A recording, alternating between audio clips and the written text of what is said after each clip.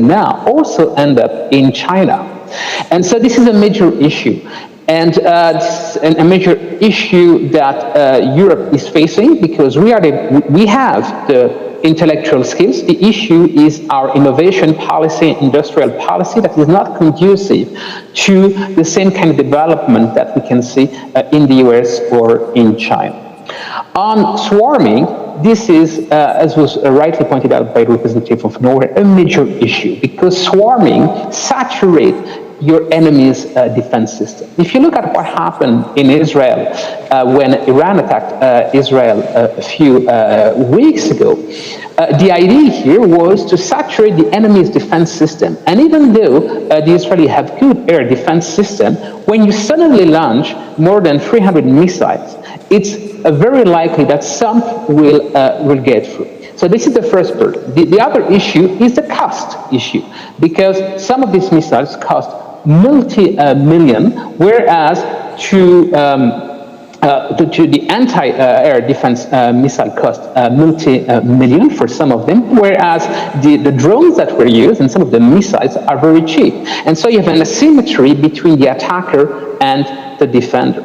Apart from that, swarming also leads to real issues in terms of this technology that could diffuse to non-state actors, and the holy grail for those working in swarming is what we call emerging properties. If you've seen the movie Transformer, that's basically what it is all about. You take different units together, and out of the aggregation of this unit, you create something that has more capabilities than the sum of its parts. Right now, it is still in fundamental research state, but that's, if you want, the holy grail of swarming, and companies like DeepMind from Google are heavily researching in that. Now, in terms of China and Chinese control system, that was also a question from the representative of Norway. The social scoring system of China is not being just transferred to countries in Africa. It turns out that Serbia has adopted the same system. Why? Because basically the Chinese are providing the system for free, but the data are proprietary to the Chinese government because they are training the algorithm on a different type of ethnicity, in the case of Serbia, Caucasian. And so this creates,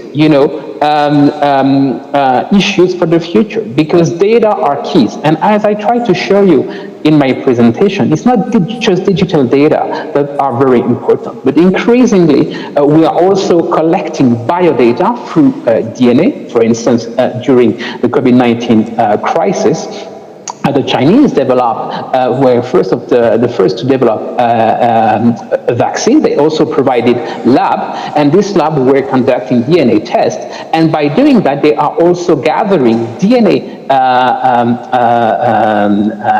data that they store. And increasingly, with development in neuroscience, neurodata will also be developed. And so data is key, because once you can use this different data and cross-fertilize them, you can basically get insights that we'd never be able to have without this data. I'm stopping here. Thank you for this first round of answers. I will now take all the other delegations that wanted to speak and close the speakers list. Is there anybody else? No? I know that you did, but nobody else. So we have a speakers list. That is now Italy, followed by Germany. Please, Italy.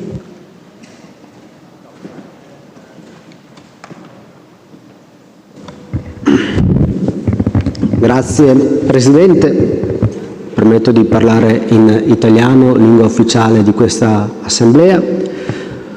Un caloroso e commosso ringraziamento alla collega Paola Cardoso, splendida ospite in questo affascinante contesto che trasuda di storia, diritti, democrazia. Consentitemi una nota personale, per me motivo di orgoglio e anche oggi in questo edificio, sede del Parlamento. And the headquarters of the Portuguese Assembly. In 2000, I actually was here with the Erasmus program, and I published a thesis of entry of Portugal in the EU. Today I'm here as MP, as well member of the OSCE, and we know that after the Second World War, our countries could publish and sign this agreement of the OSCE. Today we live difficult times with conflicts, several wars, and the PA is a democratic tool of cooperation that should go on fighting for these values in order to overcome challenges, in order for member states to legislate appropriately in the balance and always respecting individual rights. So this challenge that we face is a new border that concerns us all. We started working on this subject. Italy has already adopted a decree, and as well as you know that the European Union has already approved some rules about artificial intelligence. And the Council of Europe last week has adopted a treaty on artificial intelligence, and this witnesses the support that we are giving member states. And as members of the Committee of Counterterrorism Committee,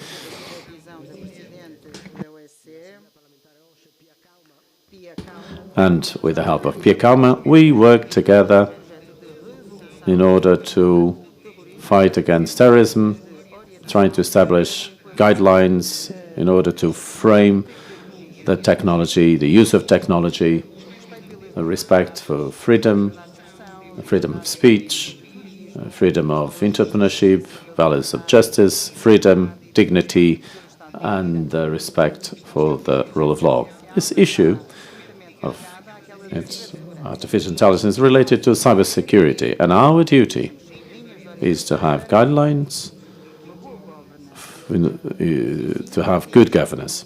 So, we have to ensure the respect of the individual rights and limit the risk. So the cooperation should be based on resilience in the cyber security space where we can trust each other, based on principles and norms of international law. I'd like also to underline the fundamental role of the MPs in terms of elaborating or legislating in this matter, and I'd like to thank all the efforts by this Parliamentary Assembly who has been fighting for our security, including the good usage or ethic usage of artificial intelligence.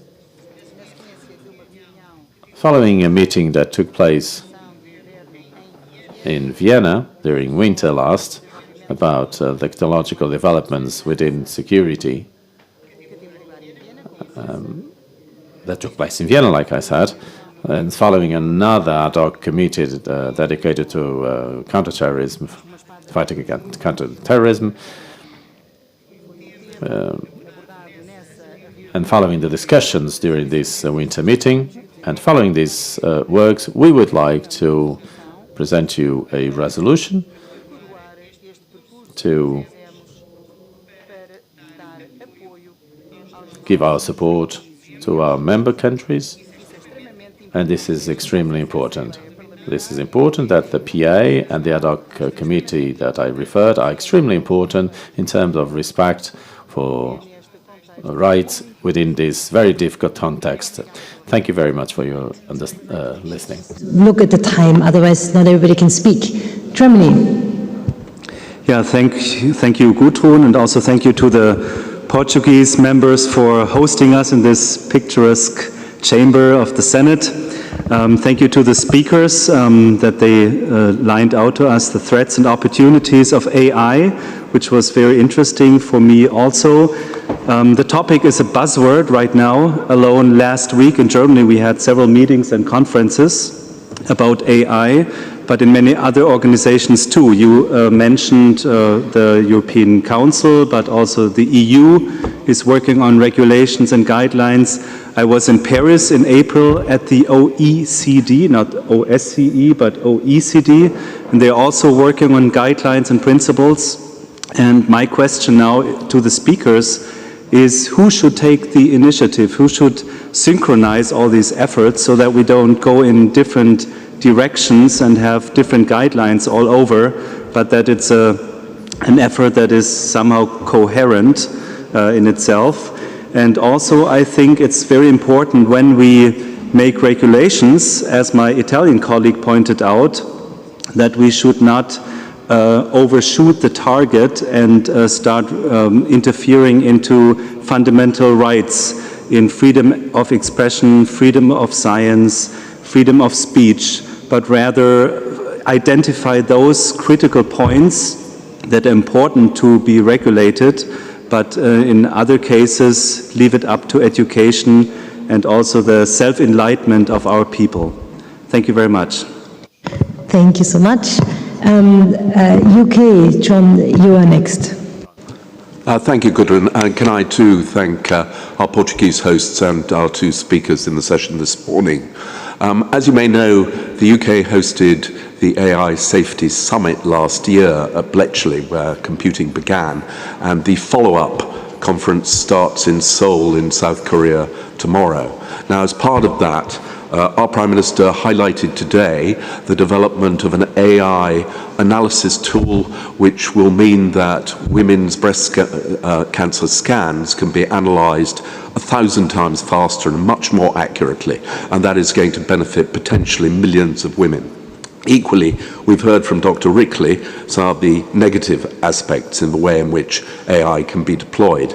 Now, one of the debates we've been having is where you have generative AI foundation models which can be applied for a vast range of purposes. We want to encourage innovation. We want to allow small niche companies to develop things like the breast cancer screening application, but equally we need to make sure that bad actors who are going to use the models for some of the negative aspects which Dr. Rickley highlighted, we need to make sure that they are not given access. And the debate therefore comes down to open source and whether or not we should allow the fundamental foundation models to be available to anybody who wants to use them, or whether we need to put controls to make sure that they are not used for purposes which we would be very anxious to and keen to prevent.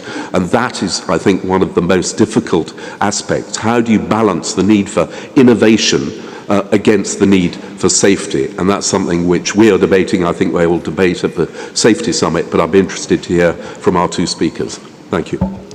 Thank you so much. And the last delegation is Finland. Thank you. Thank you, Madam Chair. Thank you, the Portuguese hosts. My name is Ville Skinnari, Finnish Member of Parliament, and my question is actually very simple. We all know that the whole rules-based world is in crisis, and so are the entities. And now here we talk about the regulation, we talk about the rules. We've learned on the history of technology, like in Finland, that how we governed the GSM, the 5G, that we really wanted to be technology neutral. We really wanted the best ones to win.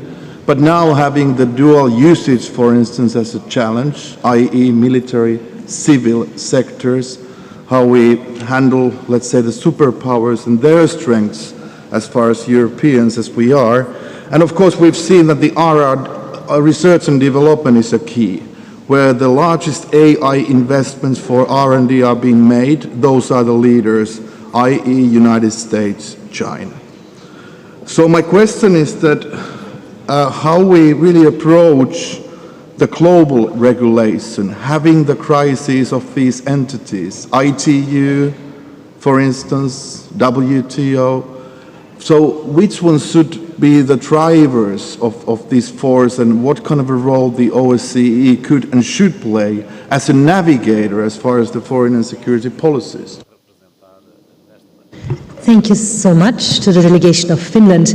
Now, to use the rest of our time, I would like to first give the floor to Mr. Rickley, then to Mr. Oliveira. I would ask you to stick to 3 minutes, at the most 5, because we have things to come. What do we have to come? A family photo and a coffee break, so do not run away now. But before I give you the floor, I would also like to add a question, and that is very much building into what we have already heard. Do you think it is actually possible that we win this race, that we can stay in a driver's seat, that we are the ones to regulate, that we as MPs or we as an OSCE region can actually stay on track, or are we being overrun? What will we need to do not to be overrun? And speaking of deep fake, if AI is to be at the service of people, with deep fakes, I do not see much that could be of service. Just a tiny aspect. Everything else is a terrible danger. I understand that we cannot prohibit AI, but can we not prohibit the development of things and the use of things where we do not see a use that is of service and only a use that is extremely dangerous and manipulative? Mr. Rickley, the floor is yours. Right, I'll try to be brief. For the question from the representative of the UK on, yes, it could be used for good screening breast cancer. This is fantastic, of course, and we should encourage that. At the same time, you can also manipulate these things. As a matter of fact, the Israeli did an experiment in 2019 already where they hacked a medical imagery center and they deepfake MRI pictures of brain tumor and then show them to radiologists. 99.9% of radiologists were fooled by the modification. The point I'm making here is that what is very difficult is to come up with a regulation that will encourage innovation while at the same time preventing the malicious and misuse. I didn't have the translation on, but I think I got what the representative from Italy was saying was about maintaining some key principle of freedom and open access. And here, my concern is that on some issues, information now becomes a tool and a weapon. I have been working a lot on terrorism and counterterrorism. I spent some time in the Middle East looking at what ISIS was doing. When faced with people like ISIS or previously the sect armed Shirikio that did the sarin attack on Tokyo, we absolutely don't want these people that are millenarists, so they are ready to die for their cause, to have access to some of this technology. And the issue that we're seeing now, this is basically what we're discussing, for instance, here in Asia, with China and the United States and some European and Indian countries. For instance, the merging between AI and synthetic biology. The ability of generative AI to come up with new pathogens. For instance, it is impossible in nature to have a pathogen that is highly viral and highly lethal, because if it's highly viral, it killed the host before it killed the host before it can spread. Well, it could be possible, though, with a machine to design a pathogen that has these characteristics. So you can say that if that information becomes not available to more people, right now, it is still restricted to a very small number of people. But if this technology and the access to information increases, then we might have a problem. So the issue is obviously not to cut freedom of expression of research, but it's just that we have to be aware that there is information that now has the power to be weaponized. And therefore, to answer the question of the representative of the UK, I think what we should be very careful of is to stop the development model of Silicon Valley, move fast, break things, by putting security first through the concept of security by design. We should encourage innovation that promote security. In some of these systems, we should even think about having kill switches. If the technology gets out of control, we should be able to basically just kill the problem. So the issue of regulation is very high on the agenda, but regulation is also very much geopolitical. And as you said, there is a lot of buzzwords on AI and the regulation. I've been involved with the government group of experts at the UN since 2015 that discusses whether or not we should come up with a ban on lethal autonomous weapons system, killer robots. And I can tell you that we'll never get a ban now because this technology is so powerful, there is no interest in doing that. And on the top of that, what we are saying is that because this technology is so powerful, regulation is also becoming a weapon, and norms development is becoming a tool of geopolitical power. This is why now major actor wants to try to do that. Europe has been doing quite well, the EU, in developing regulation. The issue, though, is can you be only a regulatory superpower if you don't have the technology? And to answer the question of the moderator, have we lost the war already? I think this race, in terms of technology, I don't see how Europe could actually not compete with the US or China. Europe is still competing on the regulatory level. The question is, and it remains open, whether it will be enough to guarantee an important position for Europe. I'm stopping here. Thank you. Mr. Oliveira. It's not easy to be optimistic after what has been shown here, especially by our colleague, and thank you very much for that. But still, I think I keep trying. The colleague from the UK has referred that there is indeed a number of very significant advantages by using artificial intelligence, for instance, in medical image analysis. I mean, we can make it much more accessible to do monitoring and to do a number of medical procedures that are expensive and we don't have enough specialists today. And that is also true in other fields. We can have personalized teachers, personalized assistants for our students. We can lower the number of people that are needed in many jobs. So I think we should also view the positive sides. Naturally, we are focused on the risks, and that's normal because that's first it's human nature, and also it's our job to be careful with the risks that any technology can bring. But I think on balance, I'm still optimistic that AI has the potential to bring more benefits than risks. The technology is inherently dual use, as are many technologies. I mean, computers are dual use. Certainly, nuclear is dual use. Even electricity is omni-use, is certainly dual use. The characteristic with artificial intelligence that is different from other technologies is that the entrance barrier is very low. So any state, any group can actually use artificial intelligence and develop with a fairly small number of experts. You don't need billions to create new drones, new applications, new viruses, and so on. And that is the challenge, that we are lowering the entrance barrier for hostile actors. But it's also a reason why for instance, I don't think we can prohibit the development of autonomous weapons in Europe, because then we'll be at a disadvantage against other blocs, countries, terrorists that decide to use that. So I think in a way, and Pedro Domingos is well known for this position, he's a well-known researcher in AI, he says that, I mean, the biggest risk now is artificial stupidity, where our systems are not smart enough to counter the risks. Can we prohibit some uses, it was asked.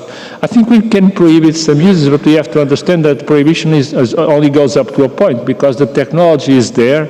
Not only the technology has been published, the source code is available, the drones are available, the DNA synthesis methods are available. So we can prohibit certain uses within the European Union for sure, but we have to be prepared for the situation where other blocs, other people, other organizations will not follow that prohibition. As for the crisis of global entities, I'm not at the position to say whether that crisis is deep, is real, is apparent, or so on.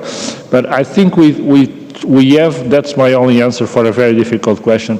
I think we have to try to keep the world a single world. By dividing the world in two halves or in 3/3 or whatever, it's not going to help us having regulation that is applicable worldwide.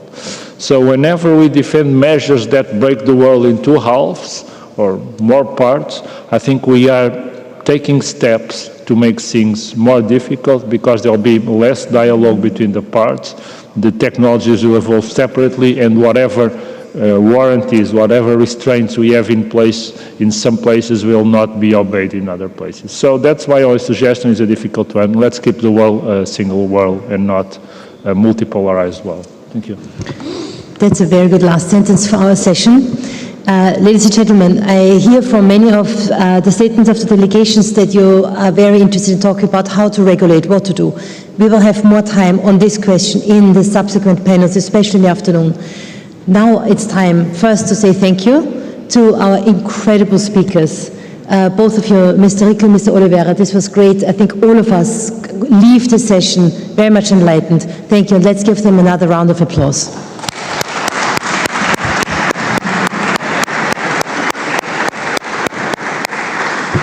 We will now gather for the family photo. You leave the room here, go to the left to the main staircase. Let's go now and stick together so that we do not miss anyone. Thank you for your attention and have a nice coffee break.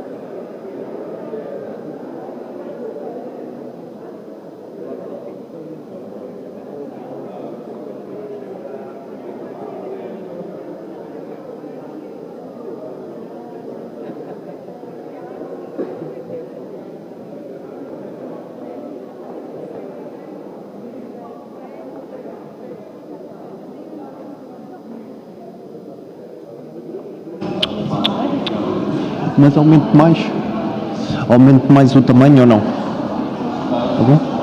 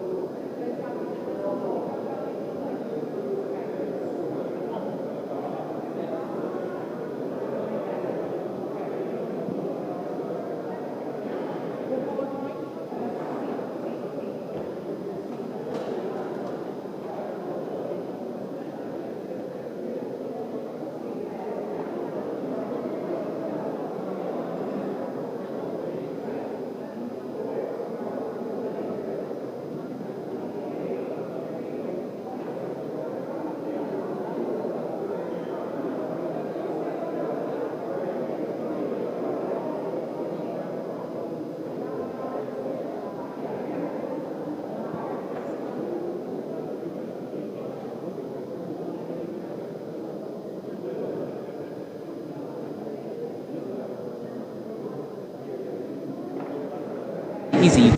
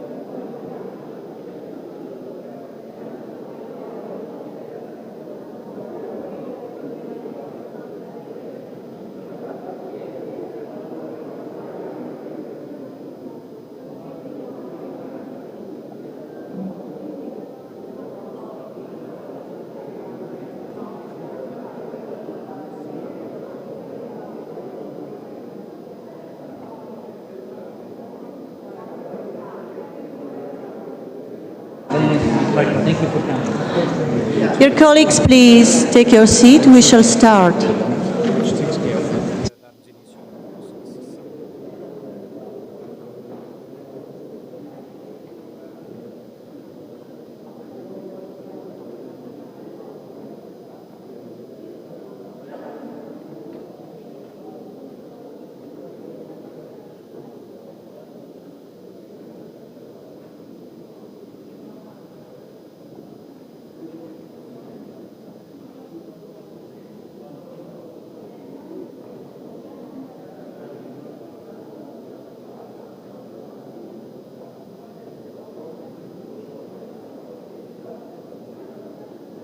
We're about to start within 1 minute or so.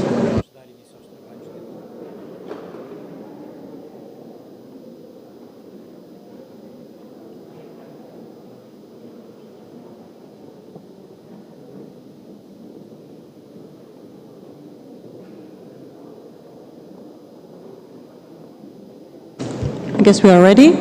So, dear colleagues, my name is Lucia Potůčková from Czech Republic. I'm the chair of the OECD Parliamentary Assembly of the Committee on Democracy, Human Rights and Humanitarian Questions. It will be very difficult for me to follow after Gudrun in moderating the discussion because she was brilliant and I thank her for her inspiration how to do that because this is my first moderated session. So wish me luck.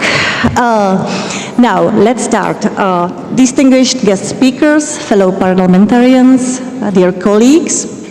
First of all, I echo the previous speakers in warmly thanking the Portuguese Parliament for generously hosting this timely conference. Today we engage in an important discussion centered around the theme protecting democracy and promoting development through artificial intelligence. We have four speakers in our list. We must be very effective because I think this will be a really interesting and important topic. I will introduce each speaker continuously before each of her or his speech. And first of all, I start with my introductory speech and then I give the floor to our speakers. It is with great pleasure that I kickstart our next panel discussion, recognizing the vital role that technological advancements driven by artificial intelligence play in shaping democracy and democratic processes. I would like to begin with a quote from renowned theoretical physicist Stephen Hawking. Success in creating AI would be the biggest event in human history. Unfortunately, it might also be the last, unless we learn how to avoid the risks. We are all acutely aware of the multifaceted nature of AI, its potential to enhance democratic processes, as well as the challenges it presents. In this regard, I am delighted to welcome our guest speakers, whose insights and expertise will provide us with greater understanding of the complexities of this important topic and foster meaningful debates among us. Dear colleagues, artificial intelligence can hold immense potential to enhance democratic processes, as it offers us a wide variety of tools for more efficient governance, improved decision-making, and stronger citizen engagement. For instance, AI can serve to streamline bureaucratic processes, making government operation more efficient and transparent. AI-powered analytics can provide us policymakers with vast amounts of data that can aid evidence-based policymaking and facilitate more informed decision-making. AI can also help us navigate the complex maze of legal regulations and identify duplicates and obsolete legislation, which I, as a legislator, really appreciate. Citizen participation can be bolstered through AI technologies, as people can engage through digital platforms with their elected representatives, contributing to more inclusive and responsive governance. And AI can be leveraged in various ways to enhance civic education and promote media literacy, fostering a more informed electorate. Evidently, AI holds great promises, but it also brings significant challenges.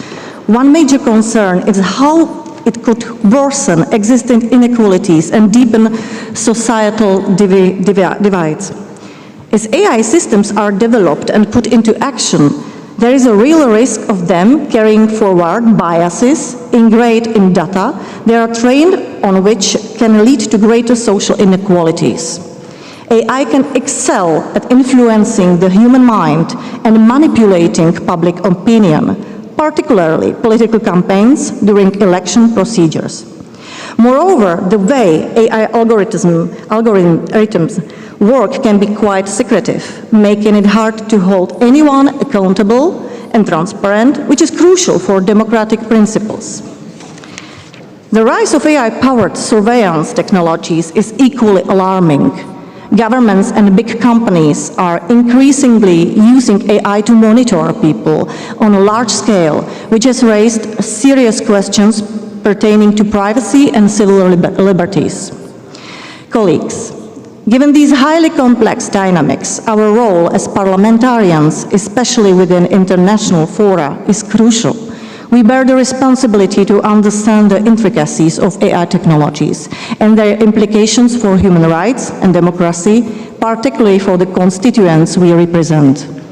It is imperative, therefore, that we remain actively engaged in informed discussions and collaborative efforts at the international level, as we are gathered here in Lisbon today. Our third committee on democracy, human rights and humanitarian questions has also considered the implications of AI.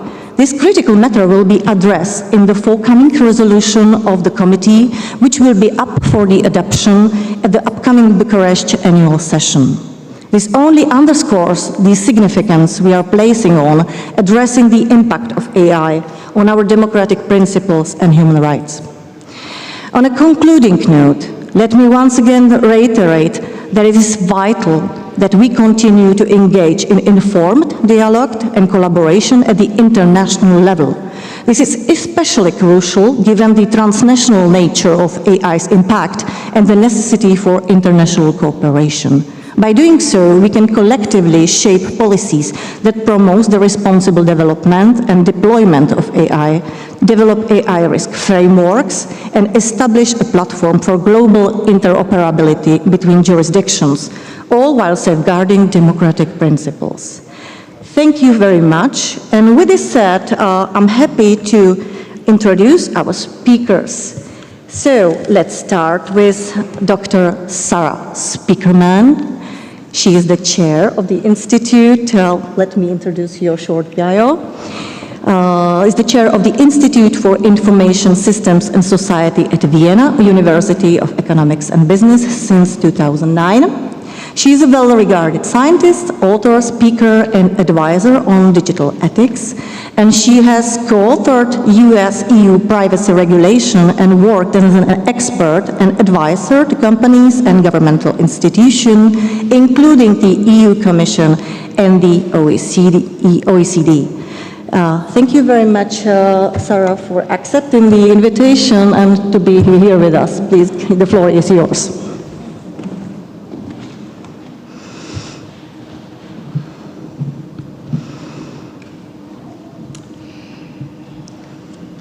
Ladies and gentlemen, I'm concerned. I'm concerned that the debate about AI and its security impacts stays with anecdotes and examples, deepfake, perhaps something like that, or futuristic potentials that to me as a scientist sound a little bit like a fictionary reading of scientific results. At the same time, I think what we really miss is, in all of this complexity, a really sound situational analysis. And I would like to present you a quote from the Chinese philosopher, war philosopher, Sun Tzu. The general who wins a battle makes many calculations in his temple before the battle is fought. The general who loses a battle makes few calculations beforehand, or perhaps just looks at a few examples. Thus, many calculations lead to victory and few calculations to defeat. It is by attention to this point that I can foresee who is likely to win and to lose.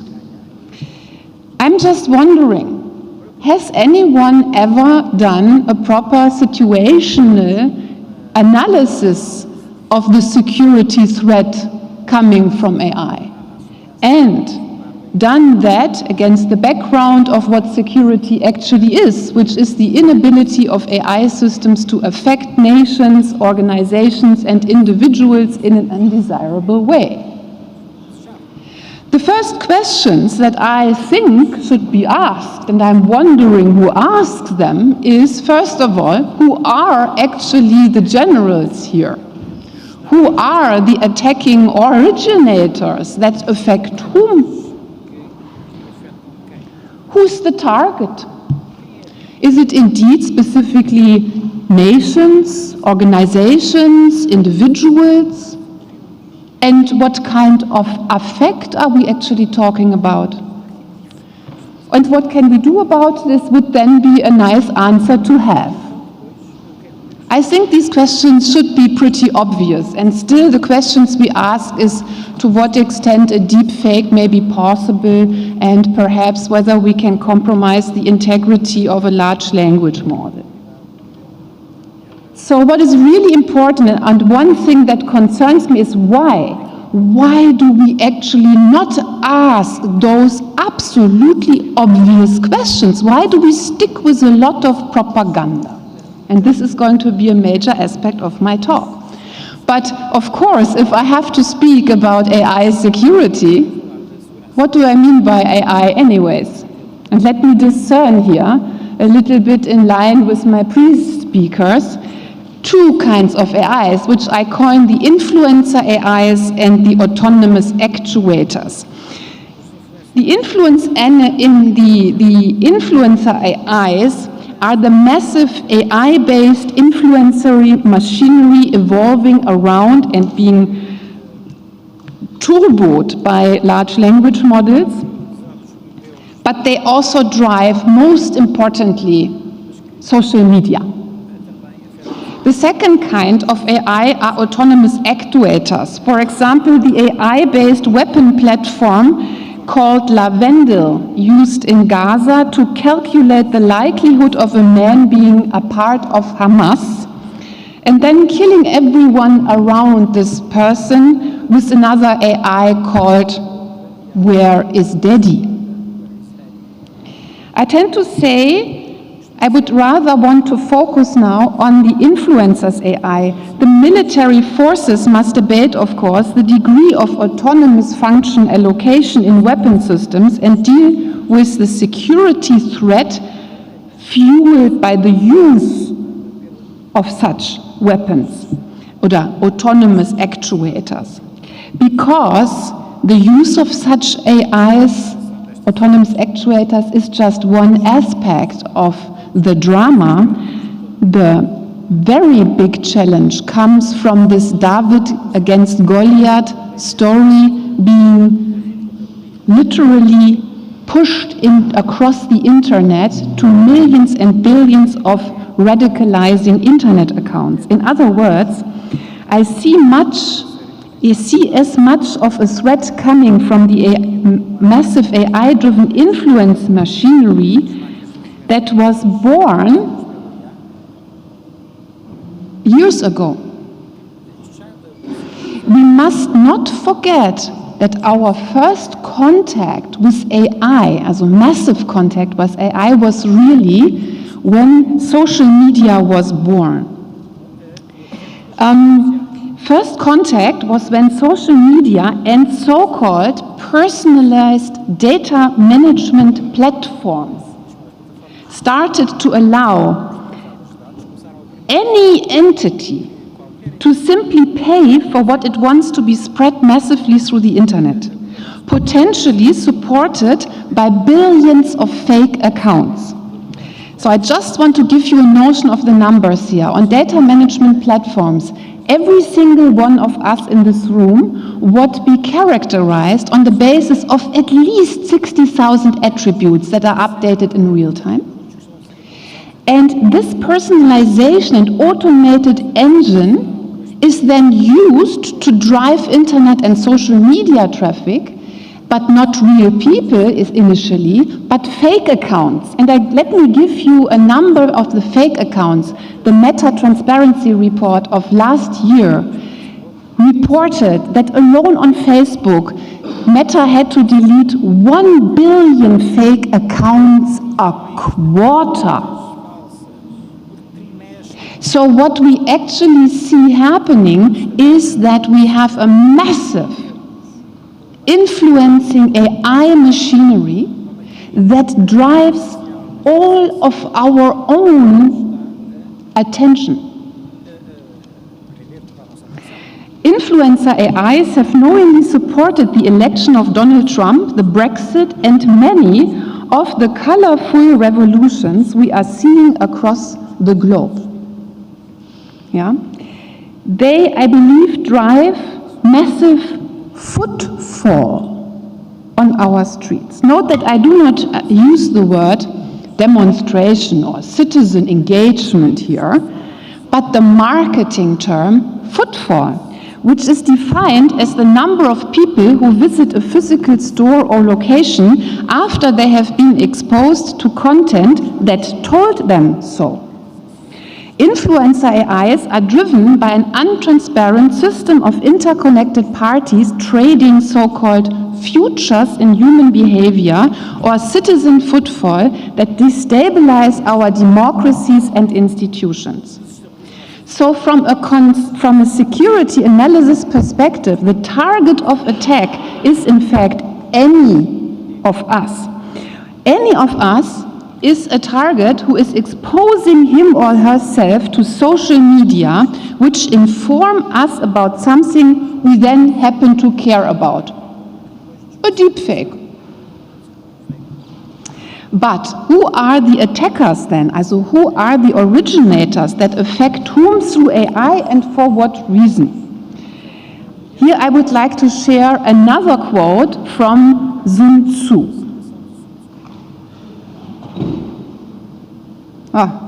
It's not working well. It won't let me do it. So, the quote is, "The wise leader subdues the enemy's troops without fighting. He takes his cities without besieging them. He overthrows his kingdom without extensive operations in the field." In other words, the wise attacker destabilizes the enemy. They destabilize the cities and kingdoms, and so Europe falls without the destabilizers ever going to war effectively. But who are the destabilizers? Now, one might say, yeah, we know that. That's the Russians and the Chinese.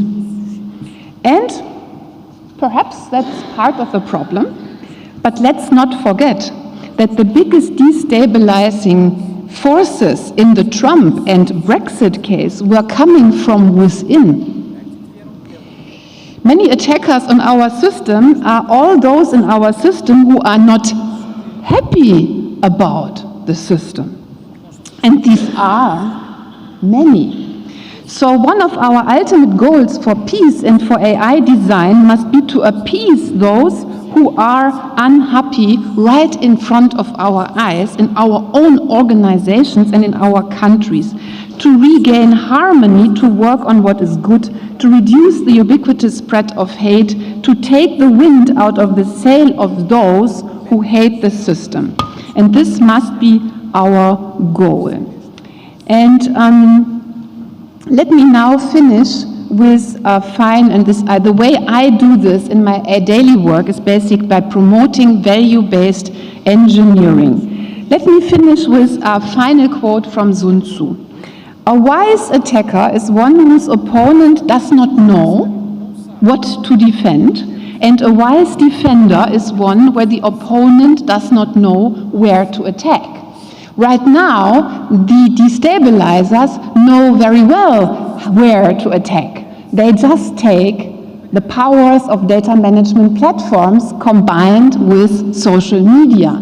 And so our own way to stop this incredible disruption of our democratic societies in light speed is to do one thing. We have to break the power of the social media networks.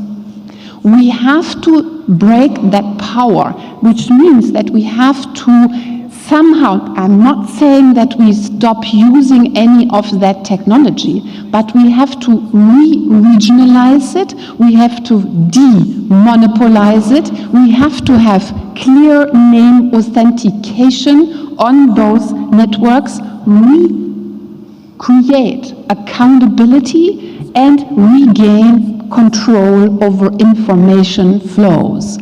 If we don't do that, if you don't do that, we'll just be part of a devastating wave. Thank you very much.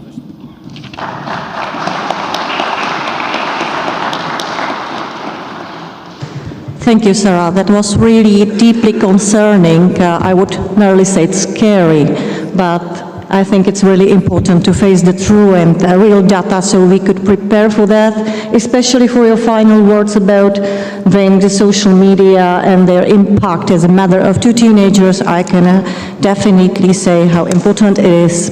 And now we move on to the next speaker, who is Mr. Christian Bartholin. He holds an MA degree in law from the University of Copenhagen. He currently serves as the head of the Digital Development Unit and the secretary, and he is also the secretary of the Committee on Artificial Intelligence of the Council of Europe. Before he joined the Council of Europe team, he held positions in the Ministry of Interior and the Ministry for Refugee, Immigration and the Integration Affairs, as well as the Asylum Department and International Affairs Department in the Danish government. Please, Mr. Bartholin, the floor is yours. Thank you very much, Excellencies, ladies and gentlemen. Let me begin by thanking the OSCE and the OSCE Parliamentary Assembly for the invitation to speak today. It is a great honor for me to address you on the topics of security in the age of artificial intelligence and on the topic of this particular session on how to protect democracy and promote development through artificial intelligence. These are topics which largely revolve around our ability to harness new and emerging digital technologies for the good of society. to further innovation and growth without compromising our rights and the basic ideas around which our societies are built.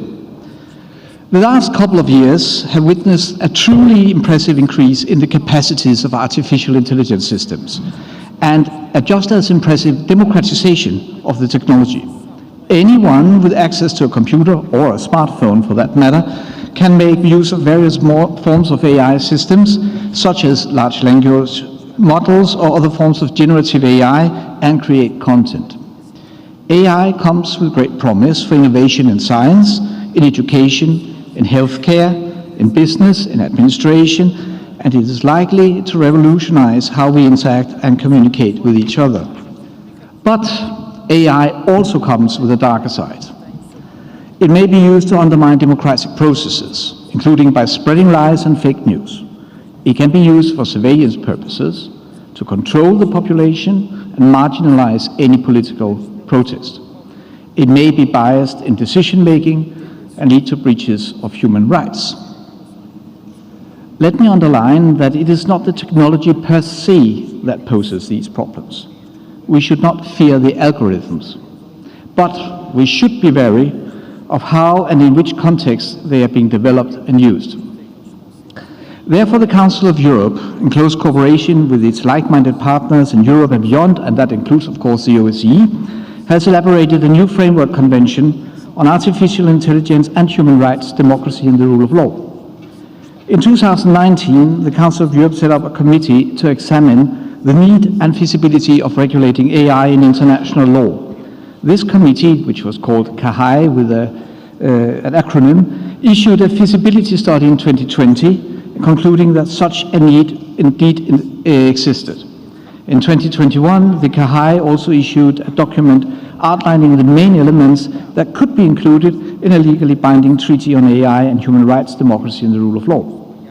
In 2022, the CAHAI was replaced by a new committee on AI, now called CAI, which was instructed by the Committee of Ministers to establish an international negotiation process for the purpose of elaborating, inter alia, a legally binding treaty on AI. On the 14th of March 2024, so not such a long time ago, the CAI successfully finalized the negotiations of a draft framework convention on artificial intelligence and human rights, democracy and the rule of law. In addition to the member states of the organization, Argentina, Australia, Canada, Costa Rica, the Holy See, Israel, Japan, Mexico, Peru, the United States of America and Uruguay all participated in the negotiations. From our own side, as you know, we have also a parliamentary assembly, and this parliamentary assembly made an important contribution through its representative in the CAI, Mrs. Evarsdottir, who will speak later today. The European Union also, of course, participated on behalf of its member states, as AI, due to the AI Act, is a European Union competency. And around 70 representatives of civil society, industry, academia, and international and regional organizations also contributed to the shaping of this new treaty to make the process as participatory and inclusive as possible. The treaty has been adopted by the Committee of Ministers on the 17th of May 2024, so last Friday, and will be open for signature and ratification in Vilnius, Lithuania on the 5th of September 2024. It is our hope that this, the world's first international treaty on AI, will in due time become the global standard for regulating the development and use of AI systems in human rights, democracy, and rule of law sensitive contexts.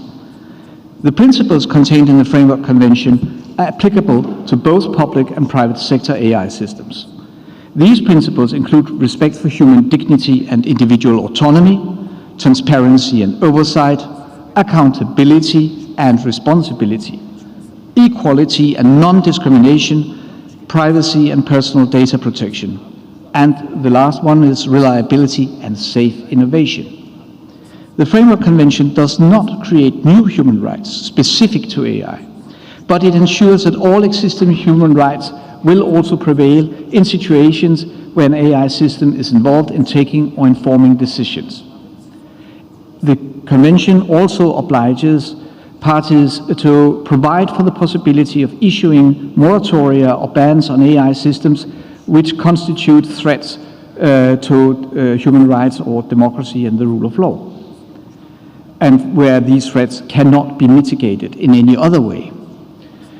Finally, I have to also, of course, say that that this new convention is not applicable to purely military uses of AI systems, as such military uses fall outside of the mandate of the Council of Europe.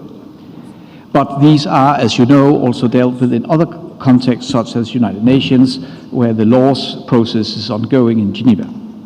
The challenges that the AI technology poses to society cannot be meaningfully addressed at domestic or even regional levels only. To be efficient, there must be a global legal framework creating a level playing field for all relevant actors across regions and providing for international cooperation. This is exactly what the Council of Europe's Framework Convention offers. It is often alleged that regulation constitutes a hindrance for technological innovation and the resulting economic growth. This is, however, manifestly not the case if the regulation in question is sufficiently targeted and calibrated. On the contrary, such regulation may rather improve the chances of economic growth because it favors responsible innovation and allows for societies to make use of the technology without having to fear unintended consequences in the form of abuse and misuse by the state or by a private entity. We are facing a digital divide globally, and the uneven access to AI technology across the world's various regions, as well as the uneven protection against abuse and misuse, makes this problem even more important to address now and in the future. It is our aim with the Framework Convention to contribute to the bridging of this divide. Let me end this presentation by underlining my belief that new and emerging digital technologies, such as AI, will ultimately prove to be of benefit for humanity. AI technology offers economic and scientific development to societies across the globe. But as humanity, we must at the same time beware of the temptation to uncritically rely on the technology. Above all, we must not let ourselves be seduced by the capacities offered by the technology. AI technology, used responsibly, benefits us. Used irresponsibly, it may contribute to undermining our human rights, democratic processes, and the rule of law. In short, our security. Thank you for your attention.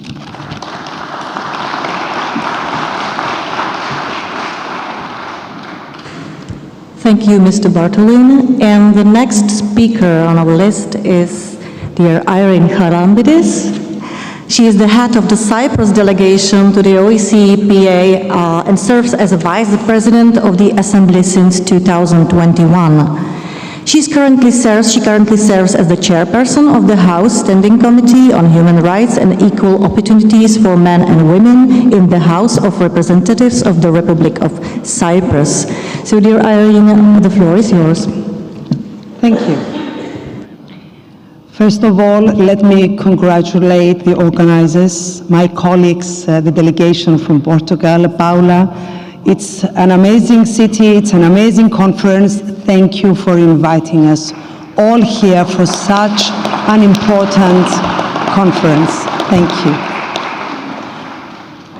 Also, my compliments to the speakers that they have spoken till now. I will keep it short. As a politician, I always keep it short. So, my dear colleagues, ladies and gentlemen, today, many of us have come together to discuss a new era driven by artificial intelligence. Despite the numerous benefits we enjoy from AI, we must not forget the other side of the coin. AI has potential to be a threat to justice, particularly as a new means of corruption. Corruption, that age-old phenomenon that has damaged nations and institutions, now finds new possibilities for exploitation in the sphere of artificial intelligence. The rapid integration of AI into our daily lives, from automated decision-making systems to predictive algorithms, opens the door for ruthless individuals to manipulate these technologies for their own gain. Corruption in the age of AI knows no boundaries. With access to data, individuals can manipulate algorithms to their will, whether through biased decision-making or the dissemination of falsehoods. Moreover, the unclear nature of many AI systems complicates accountability, as complex algorithms hide behind technical terminology, shielding their manipulators from scrutiny. Furthermore, the potential for AI to intensify existing inequalities is undeniable.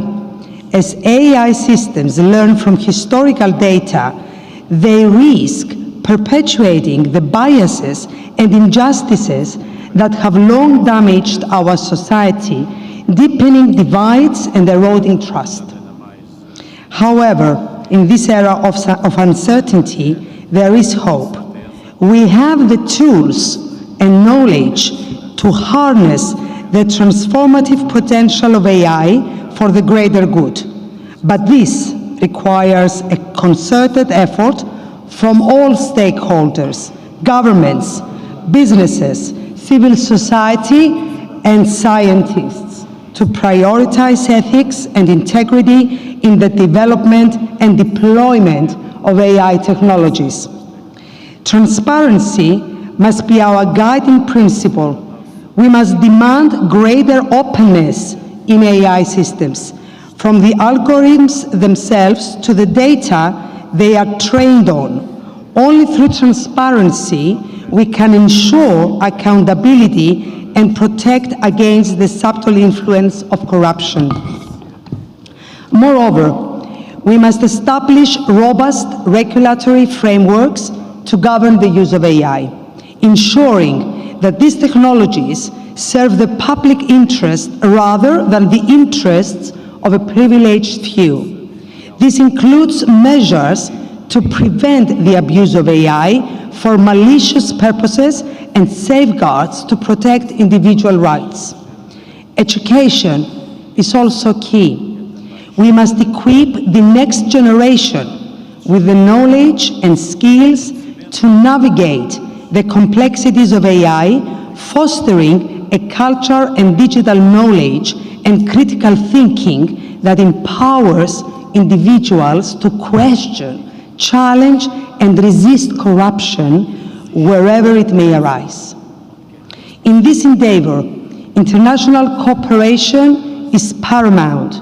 The OSCE Parliamentary Assembly stands as a solid forum for the exchange of experiences and best practices in combating the negative use of AI for corruption or organized crime. With over 50 member states, the OSCE and OSCPA provide a platform for collaboration in preventing corruption through AI, enabling countries to share insights and strategies for addressing organized crime in the OSCE region. As parliamentarians, it is our duty to lead this fight. We must work tirelessly to present laws that combat corruption and organized crime facilitated by AI, motivating countries to cooperate closely in educating institutions on algorithms for preventing these crimes. In conclusion, while the challenges posed by corruption in the age of AI are overwhelming, they are not impossible. Let us harness the power of AI for advancing technology while organizing ourselves in a joint effort against those who seek to misuse it for personal gain. Together, let us build a future where integrity prevails and the transformative potential of AI is harnessed for the progress of all. Thank you for your attention. Thank you, Paula, once more. Thank you. Thank you very much, Irene. Hearing all these risks and traps that we as politicians are exposed to, I wonder, it will require more and more courage to engage in politics and in public life. Now, the last our speaker is Dr. Ricardo Baptista Leite. He is a CEO of Health.ie, the global agency for responsible AI in health, a non-profit foundation based in Geneva, with the mission of creating a global regulatory network capable of fostering the responsible use of artificial intelligence for health in collaboration with the World Health Organization. Please, Ricardo, the floor is yours. Thank you, Madam Chair, and good morning. Good morning.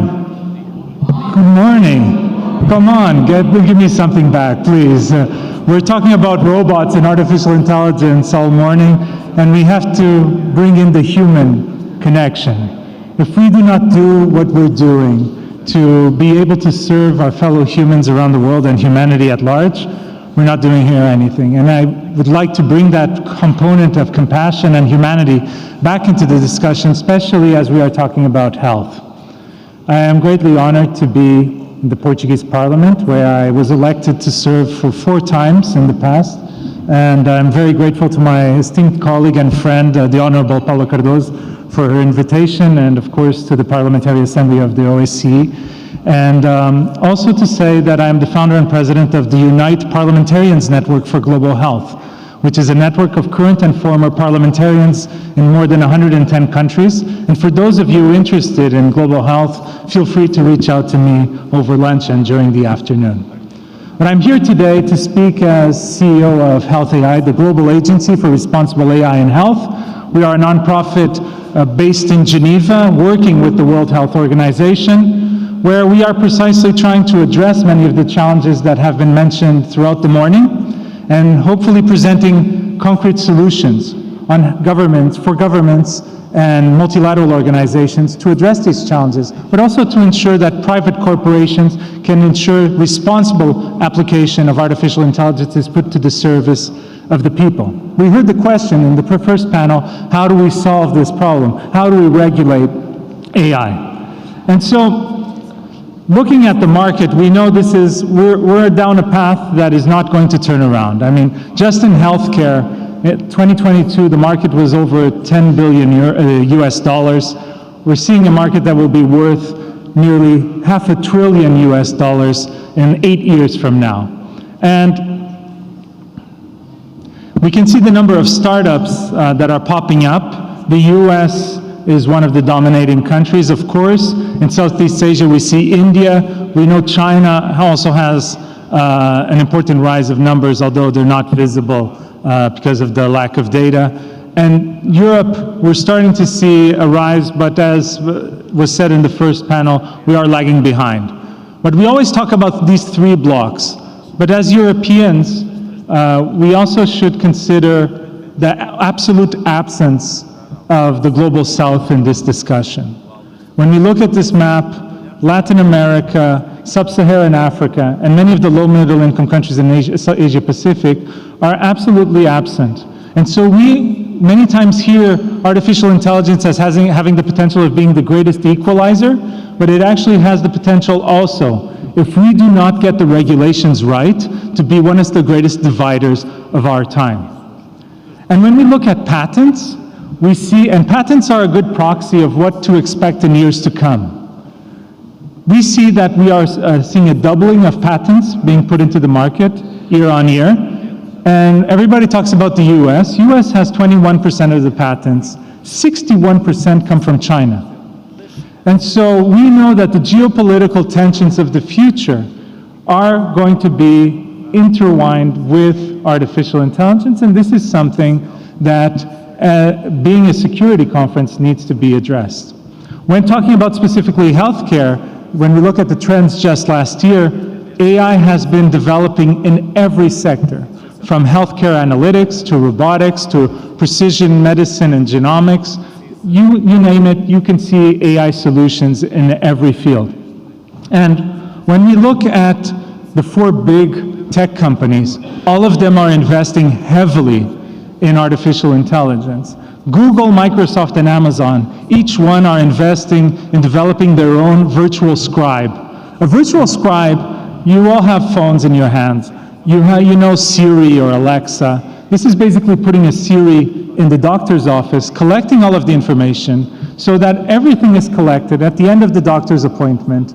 The doctor doesn't have to write anything. Everything is written for them. The prescriptions come out. The diagnostic tools are prescribed. And that saves a lot of time and has a tremendous advantage if you think about it. In the UK, 70% of the time a patient is in a doctor's office with their GP, with their family doctor, 70% of the time they're looking at the back of a screen. So that human connection is not there because the doctor is looking at the keyboard instead of looking at the patient. So this has tremendous potential. But at the same time, we understand the risks. And we understand what we've been hearing all morning, how this type of data collection of highly sensitive data can also be used by bad actors. But more than that, from a security perspective, all of the data in hospitals in Europe are on clouds, or at least the ones that are digitalized.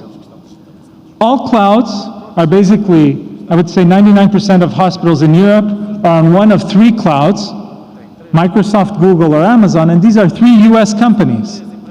I wonder how Europe has been able to evolve in a way that we weren't able to create our own cloud platform to be used by our own public institutions. And this raises many security issues also. But this study was actually presented by one of the speakers in the previous panel, which I found it quite interesting, and I want to reinforce this information. Basically, it was a chatbot where patients and doctors were talking on this the digital chatbot, but half of the answers were given by real doctors, but the other half were given by robots.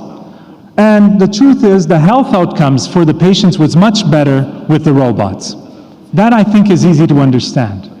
But what is harder for us as humans to understand is that when we asked the patients who was nicer, who showed more empathy, the robots showed more empathy than the doctors.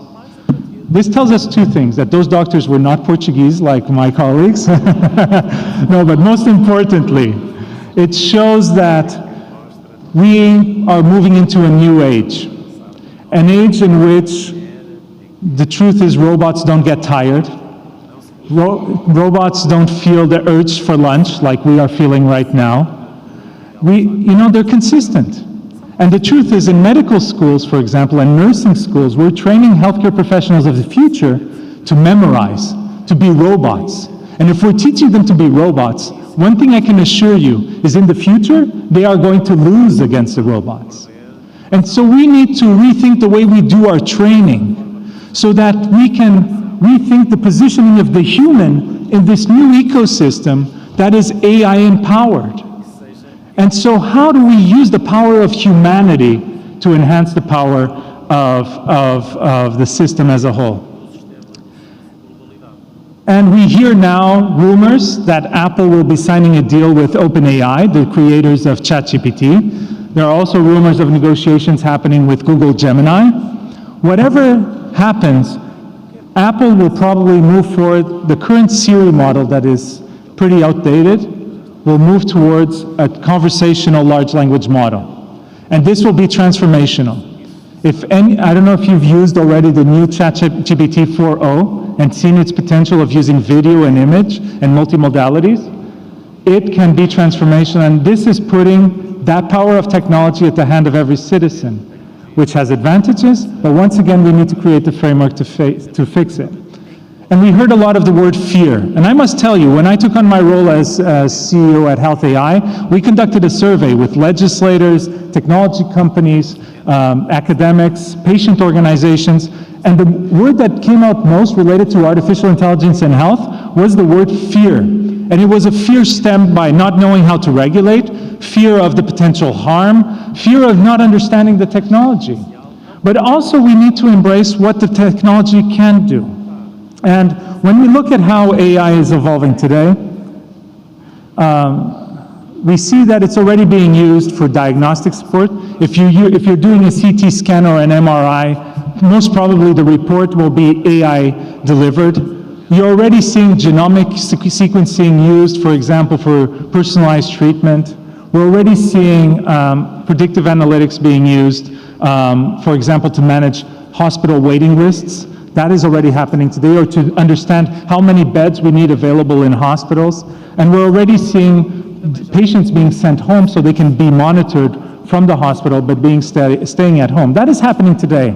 In the future, we're already seeing prospective applications of population management, which means that we can change the current broken disease-driven models of healthcare to be more focused on health and well-being. And so using the power of AI analytics to make sure that we prevent diseases more efficiently, that we detect diseases earlier to ensure better prognosis. But we're also seeing accelerated drug discovery, new drugs being put into the market faster and cheaper, being able to treat diseases that today are not treatable. Augmented reality to train healthcare professionals, or virtual reality and application of AI and robotics to do AI-assisted surgeries, which will allow us to be much more precise and even to ensure surgeries in regions where we don't have healthcare professionals. And virtual assistants, which I've already spoken about. And I'll share these slides. I just want to show this to show you that AI is popping up across the whole value chain of healthcare.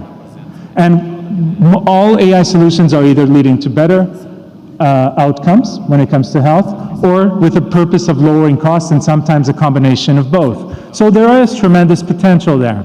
The issue is the fragmented regulatory landscape. This was mentioned many times in the first panel. We're ending up with a highly divided world. We have the EU Act, we have President Biden's executive order, and then you have every country moving forward, or at least high-income country, moving forward with their own form of regulation. And then when you go to low-income countries, many times I've meeting with regulators across Africa and Latin America, where sometimes they don't even have one person who is trained in AI within their regulatory bodies. And so how do we deal with this fragmentation is a big issue. And the truth is, we are seeing a technology that evolves fast. You are parliamentarians. Let's be honest, parliaments cannot keep up to pace with AI. What parliaments need to do is delegate the responsibility to regulators so they can regulate and keep up to speed. We need light legislation and we need effective regulation. Global harmonization is critical, finding a minimum bar that everyone can follow. Data concerns is very important. We're talking about security. We haven't mentioned yet quantum computing. But the rise of quantum will deem all of our privacy mechanisms in hospitals, clinics, and public institutions completely obsolete. And we have to advance quickly. The financial sector is investing tens of billions to try to keep up to speed with quantum. Public institutions are doing practically nothing in this space. And post-market surveillance. It's not just making sure that we regulate and say the technology is safe today, but how do we make sure that we monitor it after the technology is put into the market? So we have this need to fix governance, and I'm coming close to my time, so I'm going to speed up just to see how we are addressing it at Health AI. We looked at the example of thalidomide. This was a drug that was given to pregnant women in the 1950s to avoid vomiting and nausea. The thing is, this was in an age of pre-regulation, and it led to more than 10,000 babies being born with birth defects. The tragedy was the babies being born like that, many babies died. The silver lining, though, was that this led to a new age of regulation. And today, nobody questions what is a clinical trial. Nobody questions the current process of approving access to market for pharmaceutical products. And so we said, why don't we do something similar for artificial intelligence? Looking at the whole machine learning life cycle and looking at post-market surveillance, how do we put in place a similar mechanism? And so when computers deal with your health, who deals with the computers? And that's where we want to position ourselves as the global agency for responsible AI in health. And we're already working with several governments in the room. I see Norway, Finland, Canada,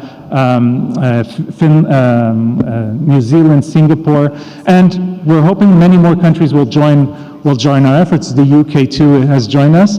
And the way we've positioned ourselves is right in the middle, as you can see here. We're an implementing partner with WHO, with the World Health Organization, with OECD, with UNESCO, and we help interpret and basically translate international standards to the local context, and we support through technical assistance the local regulators so that they are able to build the teams to validate AI solutions for their own health systems. And so basically we work on 4 pillars. One is building these regulatory mechanisms and certifying the regulators. The second thing is to connect the different health AI regulators, health AI certified regulators into one global regulatory network. This global regulatory network will be able to put in place something we're very excited about, which is a global early warning system. So if there's an AI tool with the potential of causing harm that is detected in Indonesia or in Brazil or in Switzerland, every agency around the world gets a red flag. And this allows us to put a safety brake, stop using that technology, and try to fix it. And creating with the World Health Organization a repository of all of the AI solutions as they are validated, so everyone can see on that repository what technologies are out there and who has validated them at the regulatory level. And we've created a health AI community of practice that we've just launched that basically any institution can, let me just put that back there. So if you want to check the link. Basically, this community of practice is an organization that has no cost to apply. Any institution can apply, be it a parliament, a government, an academic center, a technology company, a patient organization. And in this community of practice, we want to foster these global discussions. So we have a bottom-up approach so that we can take the insights of those on the ground that have to deal with the technology or are beneficiaries of the technology so that we can convey that bottom-up message to the United Nations, to the multilateral organizations, and so that together we can build up an ecosystem that fosters innovation while ensuring the safety for everyone, and most importantly, ensuring better health for all. Thank you very much.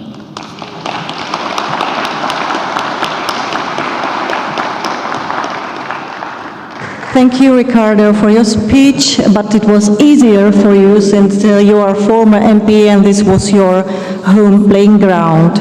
So I guess this was not your first speech here in this room. The next step will be the debate. I guess you are all looking forward to it. Unfortunately, we will follow the same pattern as it was the previous session.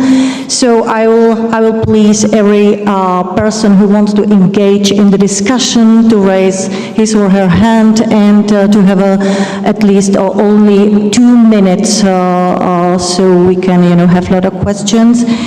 And unfortunately, I forgot my glasses and I cannot see you properly. Fortunately, I have Marco with me who will observe you and give me the list of all persons who want to ask the first questions. And I suppose you are all in good spirits, even though I don't see you. And you are eager to pose your tricky questions and comment on this interesting topic. So please, Marco, who is the luckiest one, the delegation of France.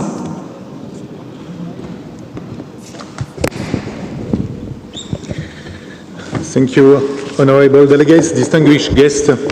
Thank you to I'm delighted that the OSCE Parliament Assembly is organizing a conference on this important matter.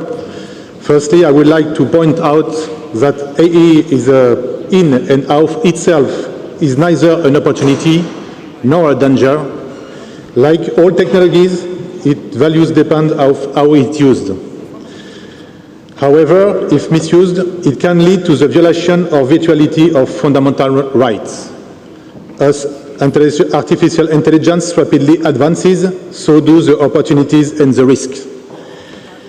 If we are not to make the most of AI and mitigate the risk, the answer lies in the international cooperation and good intelligence between countries. Why? Because many risks arising from AI and inherently international in nature. I'm delighted that there is international awareness of this issue. The European Union is the home stretch before the adoption of the regulation on AI, an innovative text that protects without restricting innovation. Last November, at the invitation of our British friends, 28 countries worked together on this issue of the security of the AI. The Bletchley Declaration, which results from this summit, is a clear call for greater cooperation and to guarantee the safety of AI. I would like to quote a small passage from this statement. I say, all actors have a role to play in ensuring the safety of AI. Nations, international forum, and other initiatives, companies, civil society, and academia will need to work together. End of citation. In today's international context, we must, of course, welcome the technology advances that AI represents, but we must also ensure that we defend the interests of individuals, protect our value, and defend democracy. We will protect democracy by watching out for foreign influences spreading false information to sway elections. We will protect people and our value by ensuring the AI becomes a tool to serve us and not a tool to do without others. It is moral duty as well as necessity to have a fair development of AI through the world so that the solution and development benefits everyone. I thank you for your attention and I look forward to our continued cooperation on this matter. Thank you. Thank you very much. Next in our list is a representative of the Council of Europe Parliamentary Assembly from Iceland. Thank you. My name is Sunna Ævarsdóttir. I'm a rapporteur on the opinion of the Assembly on the draft framework convention that my colleague just described to you, Mr. Bartolin. And I found it incredibly important to listen to Sarah Spiekerman's intervention and addressing the need to disrupt the social media companies and their way of doing business. And I find it remarkable that this is really, you know, the first point in which it was addressed, because it's one of the main challenges that we have, the state of surveillance capitalism that we've allowed to grow and fester and attack our democratic societies. What I've noticed is an unwillingness to really talk about it or address it. It's not the subject matter of any of our regulatory talks, but what is the crux of the issue is the ownership of these AI tools, the ownership of these automations that we have access to today. So in order to deal with the threats that AI poses to our society, to democracy, to the rule of law, we have to deal with the ownership model of these systems. So we have to revisit the idea of ownership and who has the right to benefit from these systems, because if we're not careful, and we're not being careful, what will happen is a level of inequality that we will not even have been able to imagine so far, that we will end up with some sort of techno-feudalism where very few, very big powers that belong in private hands will own everything, and workers who have been made obsolete and unnecessary by automations have no negotiating power, no bargaining power, no ability to demand their rights through strikes, for example. I mean, what are you going to strike on if you don't have a job to strike from? So why, I guess, is my question to the panelists, are we not addressing the elephant in the room, which is the right to benefit from AI? And don't we, as responsible legislators, need to address this very pressing concern? Thank you. Thank you very much. Since this is a debate, I think maybe it's better to give a floor now to Sarah, because maybe the question were addressed in the question. So please respond to our speaker. I guess I have to give the question back. Why is the elephant in the room not discussed? I have one hypothesis. We are all sitting right in the elephant, and we are all part of a wave of information that puts our attention into a direction where we should not look, which is to disrupt the elephant. Thank you. Now I give the floor to Irene from Cyprus. Question. First of all, I would like to comment on something. We have similar issues with cryptocurrencies. We didn't have legislation to handle the situation. Cryptocurrencies was a fact, with limited knowledge and legislation to control. And I don't think until now we have managed to do anything when it comes to that. So, artificial intelligence. I have a question for Sarah. I'm a journalist. I used to be a journalist before entering politics. And also I chair the Human Rights Commission. So I'm a bit sensitive when it comes to freedom of speech and human rights. And you mentioned social media and the need for legislation in order to control this environment in a way to deal with fake news and AI interventions and things like that. But at the same time, there is a huge risk of making a step further and limit the freedom of speech, the freedom of people to express themselves. So it's a thin line between handling the situation when it comes to social media and having inadequate legislation when it comes to that. I'm a bit skeptical. Yeah. Yes, please, sir. Can you respond to that? I see your point, but I think we have to distinguish between a freedom of speech and a freedom of reach. Yeah?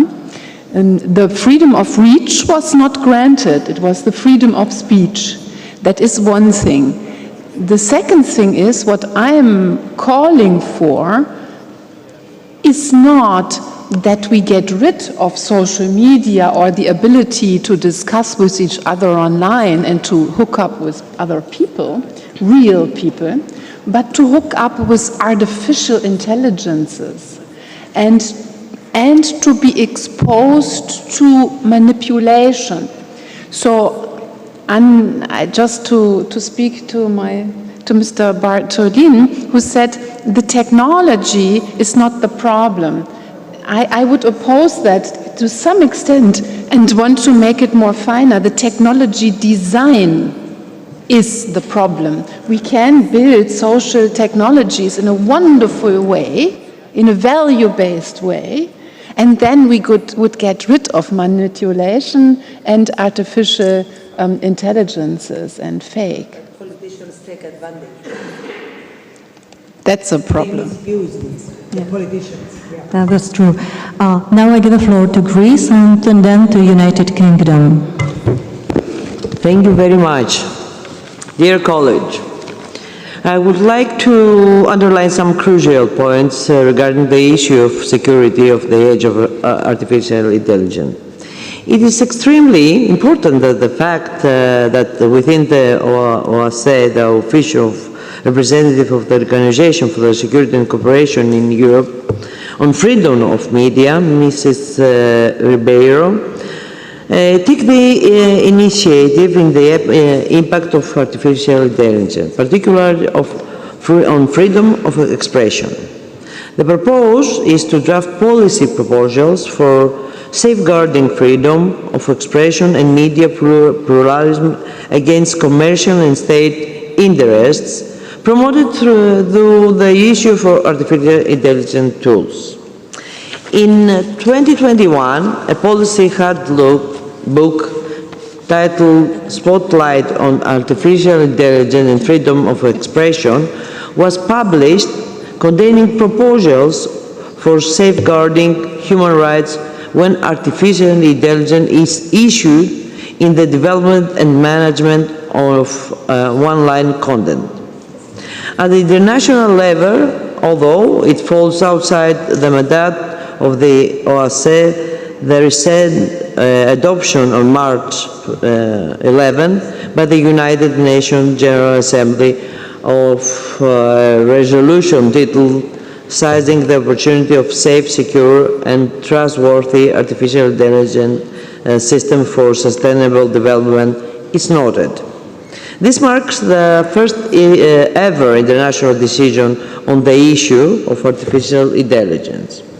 The United States that took the initiative for the decision of March 11 emphasized that it draws inspiration from the fundamental rights of the United Nations as the Universal Declaration of Human Rights and aims to create a global consensus for safe and reliable artificial intelligence system, building capabilities and bringing the digital divide. Closing, I would like to underline that we, as a Hellenic delegation, express our hope that this will contribute to future relevant initiatives such as Global Digital Compact and the work of the United Nations Secretary General's Advisory Board on Artificial Intelligence to promote dialogue among states, civil society, and academic community, the public, and the private sector, which my country, Greece, welcome and will participate in with ever available means. Thank you for the attention. Thank you. Now I give the floor to the British delegation. Thank you very much. It's a very stimulating and interesting debate so far today that we've had. I think one of the areas for me which is the most concern is that there are, of course, people out there that want to do harm and spread hate through social media and etc. But I'm afraid the most dangerous words in the English language, as Ronald Reagan said, was, "I'm here from the government, I'm here to help." Now, it's not just these big bad actors that are the problem. It is also well-meaning government that tries to impose itself and be a moral arbiter on social media and try and close down discord and debate. And often is the case that when things happen which we don't like, we call for more regulation in order to stifle that debate too. And the examples earlier given of Trump and Brexit, I think sometimes there is a comfortable metropolitan liberal establishment in the world which looks at these issues and thinks there's a way around it through regulation rather than challenging a new consensus which is going on. And I think that we need to look at that through that prism. And I think something that the Vice President Irene said about equipping people with the skills to challenge and to explore and to look at things which they could find hurtful is a much more better way than doing it than maybe closing down debate. And just one further point I wanted to make on the back of Ricardo's presentation, which I thought was very interesting, was the idea of global harmonisation. Whilst I can see the attraction to it, I often find that the furthest away decision-making goes from the people, that often finds the biggest levels of distrust. It creates a void and it creates a democratic deficit. And there has to be a way we try and challenge that and do that at the same time of being able to harmonise policy too. Yeah. Thank you very much. Is there anybody else who wants to pose some tricky question? I cannot see anybody, so I let our speakers to answer these questions. Maybe Ricardo, I'm sorry for that. Well, thank you. And it has been an interesting debate, but I would like to challenge back the honourable gentleman from the United Kingdom, whose remark I couldn't agree more with, where the idea of having one global entity validating AI tools for the world is something that is outdated and that countries will not accept. The idea of having a Geneva-based or a New York-based organization dictating the rules for the world is part of history. And I think COVID-19 has really accelerated the willingness of governments and of the people to have sovereign solutions to address these challenges. And that's why at Health AI, what we are trying to do is through technical assistance, build the local regulatory capacity and putting the different regulators together, working together on a common framework where we can find a minimum bar of understanding. It doesn't mean that each country has its own fluctuations and its own adaptations of the way they apply those standards, but at least if we could agree on a minimum bar, that will ensure us at least that the principles of responsible use of artificial intelligence are implied before we actually allow technology to be used in high sensitive areas, as is the case of healthcare. Moreover, if we work each of us as isolated countries on this space, it raises another tremendous challenge, which is the fact that if there's an AI tool that does have the potential to cause harm, it will only be detected too late. And as we've seen here, the problem of AI is the scale and speed at which the positive impact it can have can also be the negative. And so the goal is to have an early warning system at a global level where the regulators working together can identify risks early on, and if one country identifies a risk, that risk is shared with all of the other regulators around the world, allowing everyone to put in safety brakes. And this is in the interest of the private companies too, because it protects them from further legal liability instead of waiting for harm to be happening at scale. And so I think what we need to do is we need to adapt our old regulatory thinking hats to this new technology to design new models. And that's what we're trying to build here.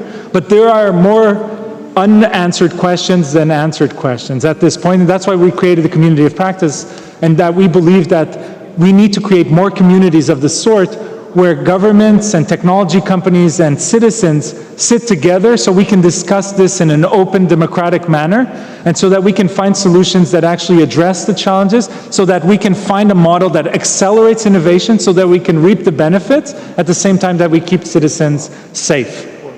Thank you. Thank you very much, Ricardo. I can see the delegation of Spain who wants to engage in the debate. Thank you. I wanted just to react once more to the question from Sarah Speakerman, because it's really inspiring and suggesting the point on the demanding control on social networks. I totally agree of this necessity, but the point is that all developments for the moment for reacting against misusing of artificial intelligence has been based on self-regulation. That means that in 2022, in the European framework, was adopted the Code of Conduct against disinformation based on the agreement of social networks companies. In fact, lastly, 2 months ago, it was adopted the European regulation on transparency and targeting on political publicity based on self-regulation. Then I want to ask you about your opinion about this approach, because there are two models, or a preventive or proactive model to react, or a reactive model to safeguard rights on the internet and in face of artificial intelligence.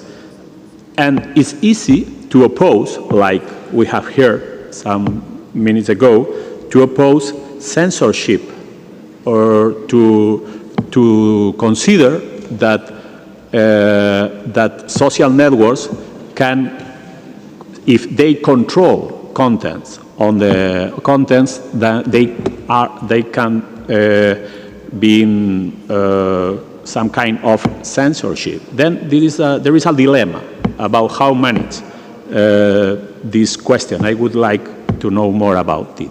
Thanks. Thank you very much. Maybe Christian would like to respond, how he sees it from his point of view, and then Sarah. Thank you, Sarah. Yes, thank you very much, Madam Chair, and thank you to the question that was just posed here. The question, I think, about who is in control of social media and is, of course, at the end of the day, a basic democratic issue that has to be resolved. I don't think it is specifically linked to the question of the technology that is being used. In this case, we were discussing artificial intelligence. Artificial intelligence I see as a tool, and it can, of course, as was mentioned before, it has the ability or the capacity to do things at much bigger scales and much greater haste than what we have been used to do. And that, of course, in itself can aggravate situations. I have had these discussions many times. I think that we have to take this we have to be very, very serious about how we deal with deep fakes, how we deal with lies and half-truths being out there in a democratic debate. Now, human rights actually are quite well protected in general because we have clear legal basis for it. It's something slightly more different with the democracies. Democracy as a form of governance is regulated in democratic states' constitutions, but we don't have an overarching definition of what a democracy is. And so we see states that have systems with multi-party democracies, states with systems with fewer parties participating. They're all democracies, but what they have in common is that they are, all of them, vulnerable to manipulation, ruthless manipulation. And I think what we have to look at is essentially, let's say, if we have an open society, our enemies will always be able to abuse that openness. This is our weak spots that Sarah was also pointing to. This is in the defense. Now, it can be done, of course, for malign purposes in order to destabilize the state. It can also just be done in order to make money. And I think we have to somehow be cautious about how we approach the issue of the role that social media play in this as instruments, how their business model itself can be part of the problem. So this, I think, is something we need to look at. It's independently of whether we are talking about AI or indeed the quantum technology that's coming around the corner as the next big thing. I believe that we have to have these fundamental questions discussed beforehand, and not least, we need also to have a general discussion in our societies about how we use these technologies, what are the dangers they pose, what are the benefits they propose to us. We need to have that overall picture. I think that this is something that has been a bit lacking. Something is not good because it's new or it's technological development. Something is good because we can use it for something. Sarah, do you want to add your comments on it? It's interesting that other geopolitical areas are very bullish on their policy making. If you just see how the Americans, the US is now trying to have TikTok ownership being passed over. How you see that the Russians and the Chinese for a long time have decoupled their internet infrastructure and built their own social media that they can control. Europe is the only region where obviously no strategy and no ambition in that direction is being made. I know it's very difficult, seeing our relationship with the US, it's more difficult for us perhaps than the Chinese and Russians. That said, with Trump coming along, we might rethink our own independent minds and needs to also rethink our infrastructure. I know to what extent that is already politically discussed on many, many levels. Secondly, I think what many people don't realize, I talk a lot to journalists, how our free and real world journalists are breaking away. They cannot afford their life anymore. The media houses are breaking down that used to basically still be around. Yeah? And I don't think in 5 years from now, if we don't act, we won't have the good journalists anymore in our nations. That's a real threat. And the third one is, as I say, it's a technology design issue. We're talking about clear name authentication, rigorous authentication towards those networks to get rid of the manipulation by spam bots. I'm talking really about how to build the social networks in a good way. And we can also have national or regional cloud centers and manage them under our own co-ownership structures. This is all a matter of business model, political rigor, and courage, and technical design. We have to start thinking about it. Thank you, Sarah. Some last questions? No? I don't see anybody. Maybe Irene, do you want to use your final words? Irene? Yeah. Thank you so much.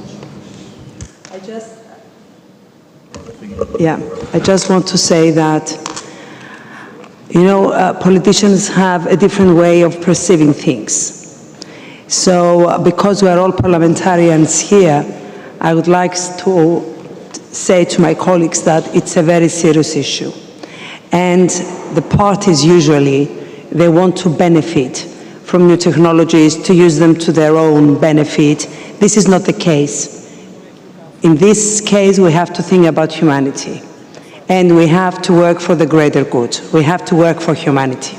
Thank you. Thank you very much, Irene.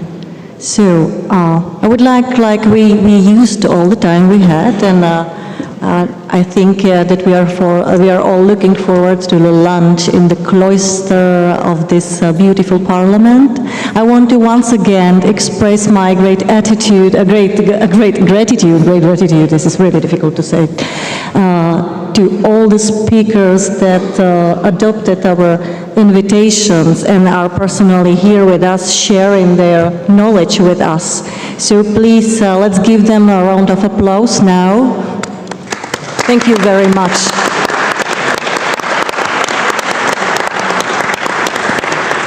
It was very interesting, and now please enjoy the food and enjoy the lunch. We reconvene at 3 o'clock. Yes, we will convene here at 3 p.m. You are right. Thank you, Lucy. Yeah. Extremely well done. The problem is that there's moderation, but if you want to... We always on. Thank you.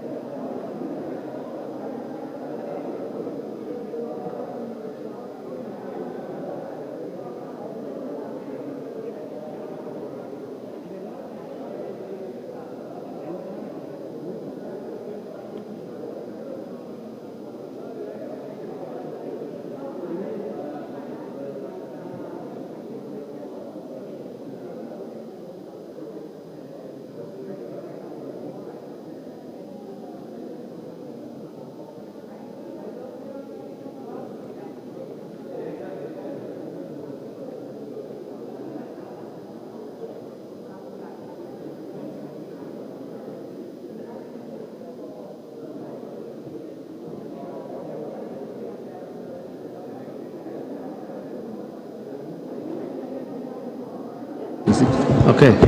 Now it's on. Good afternoon, dear colleagues, dear friends, please take your seats. Distinguished participants, dear colleagues, good afternoon and welcome to our last session and possibly the most pertinent one given our role as parliamentarians, as legislators on the regulating artificial intelligence, the role of national parliaments. My name is Azay Guliev. I am head of Azerbaijan delegation to the OECPA, as well as the chair of the OECPA Second General Committee on Economic Affairs, Science, Technology and Environment. It is my honor to moderate today's afternoon crucial discussions. But before starting, I would like to thank our host, Portuguese Parliament, and our good friend, Paula Cardosa, for excellent organization of this conference and for the great hospitality, but for the lunch. Today after lunch, it is a bit difficult to, come together, but I hope that our colleagues will join us soon.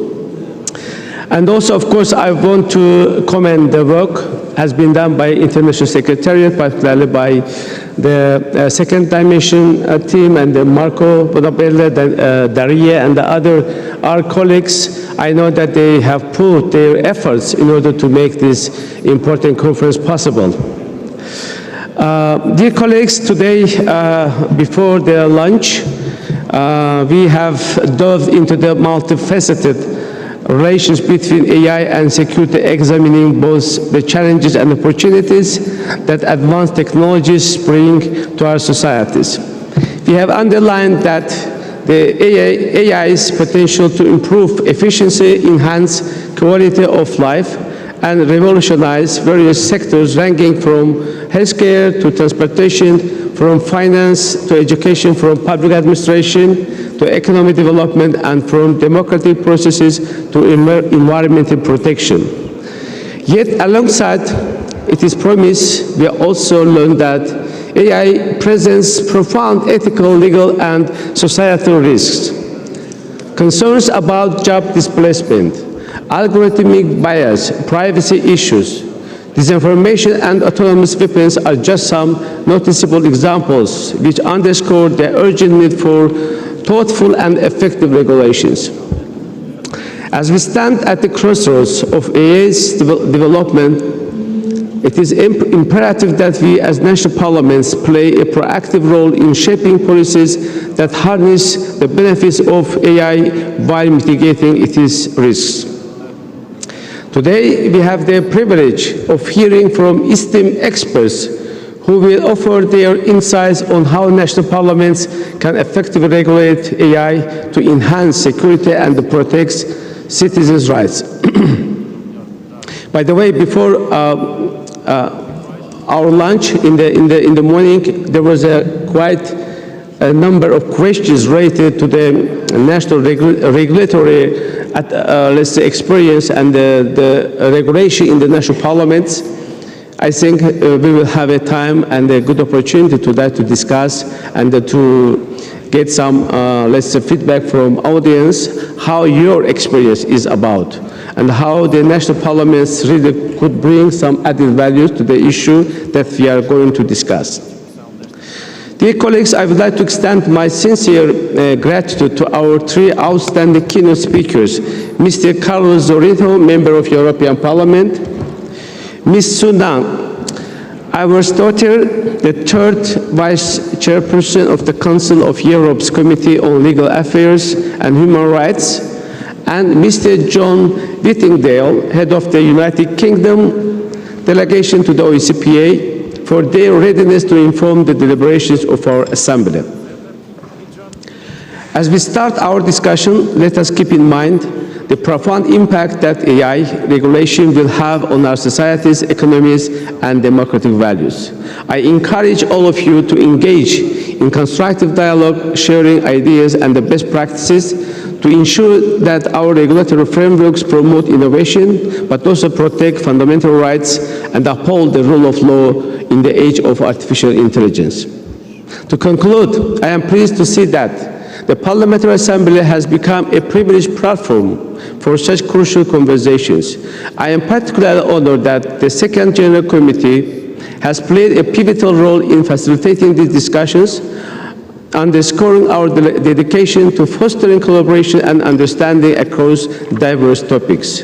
The special debate on artificial intelligence, a technological breakthrough with security implications during the last winter meeting on 22nd February, as well as the recent Second Committee reports and resolutions adopted as part of the OSCPA annual declaration, serves as a clear testament to this proactive approach in tackling emerging challenges head-on.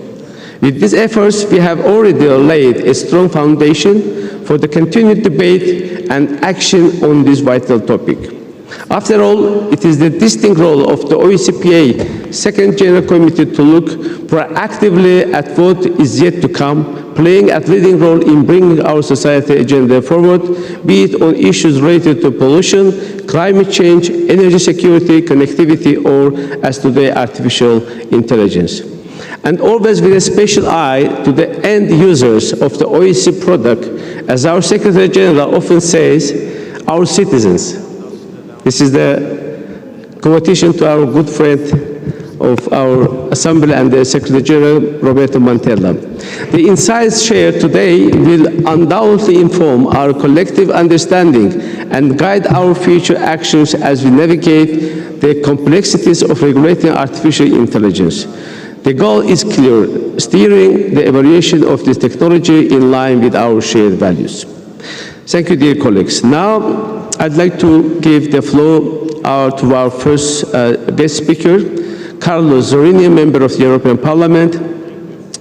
Dr. Carlos Zorrini holds a PhD in Information Management and is a full professor at the Department of Management of the University of Evora.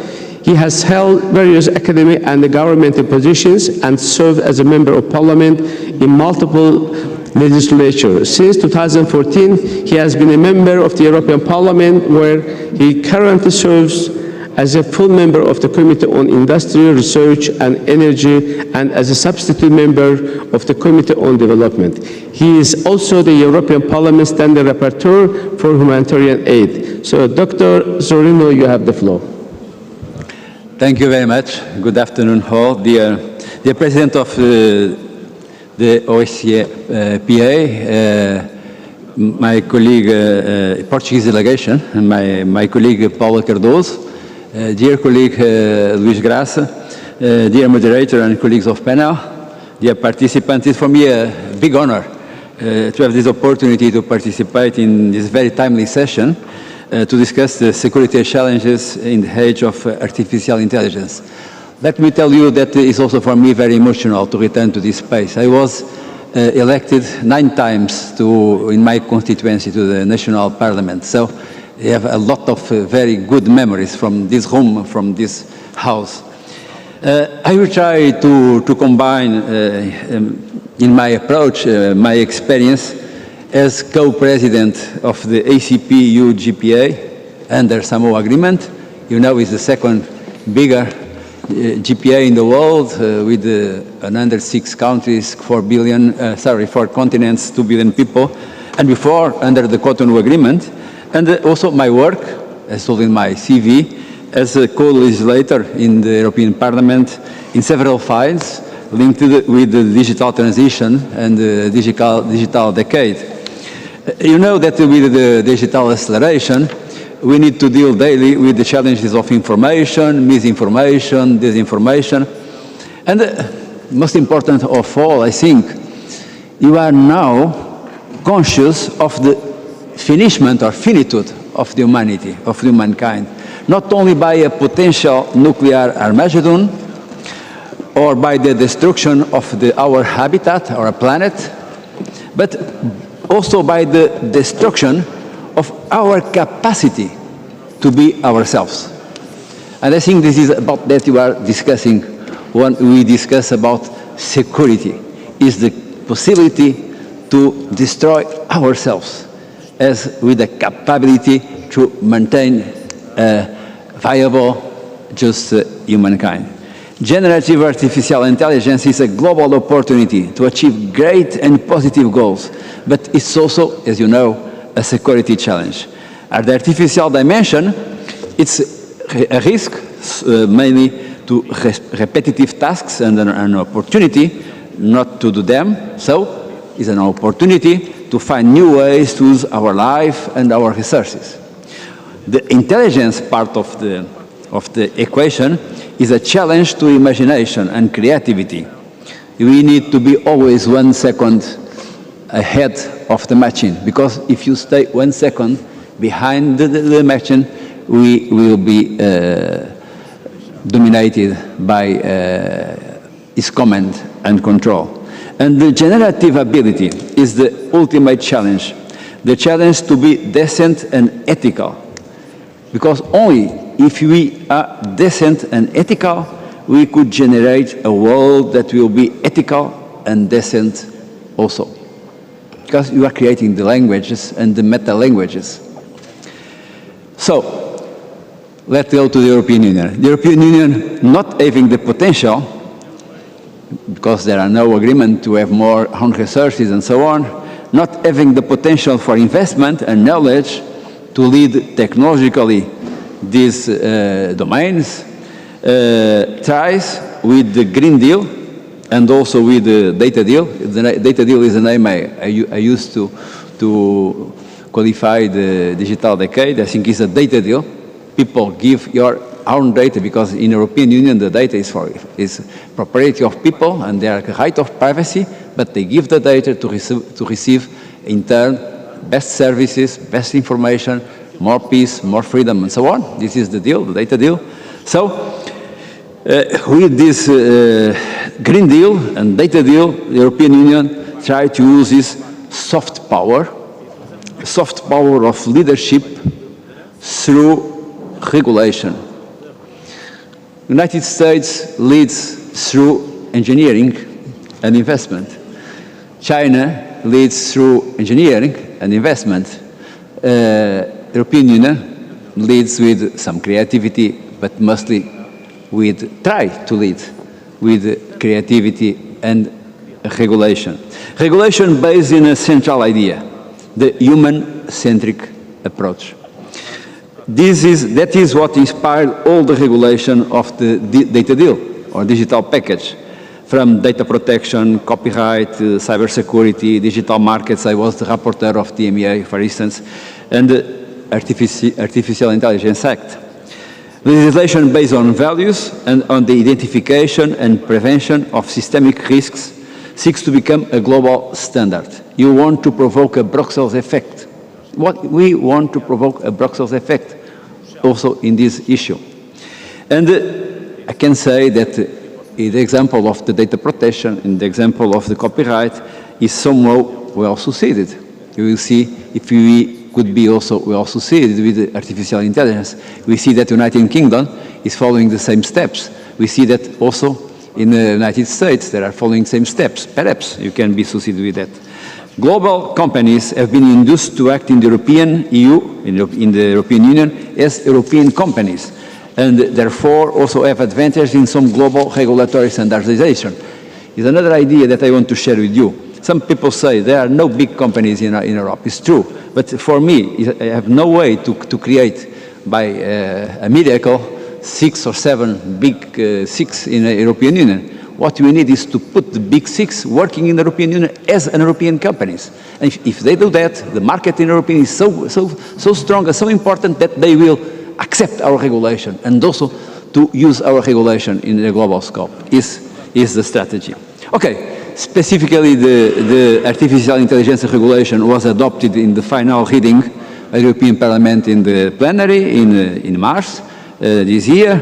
The basic idea is the system is regulated according to the risk they pose to users, human-centric, also with a technological neutrality approach, and the idea that all the systems need to have a supervision by persons in control.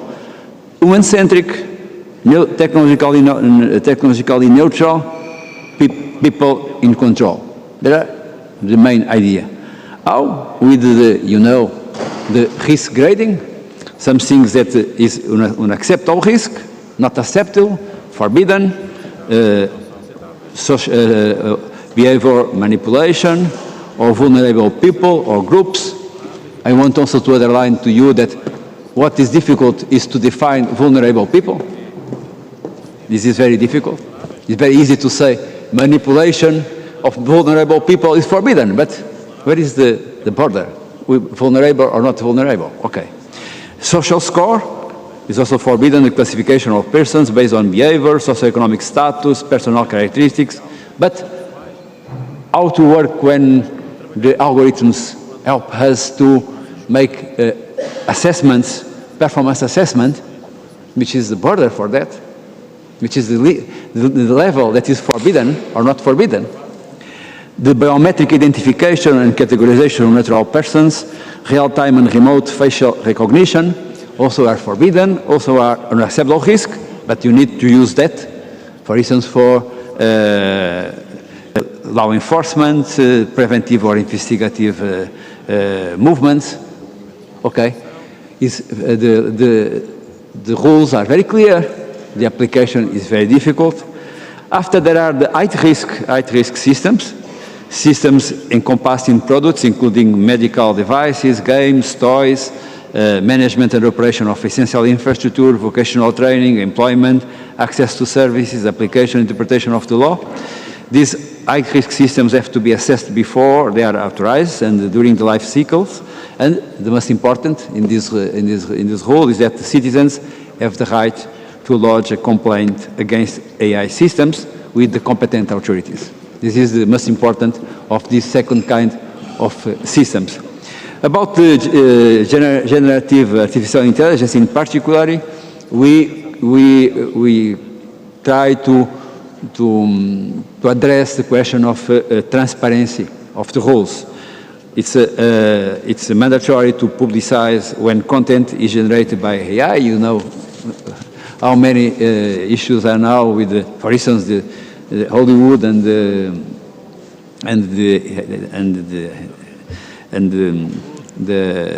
systems with also the writers, the music composers, and so on, and all of people that have rights of intellectual property. Prevent the generation of illegal content, publish the copyrighted content used for the formation of language models. All of that it's forbidden. So you need to try to have people and creativity and you can say okay, brains in control of the new languages. It's not easy, but it's our aim. So national parliaments will be strongly involved in the enforcement of these obligations. It is important that the monitoring and supervision could be made without bias to ensure that the principles of objectivity were applied. I think that the law is good, but it's very difficult to apply.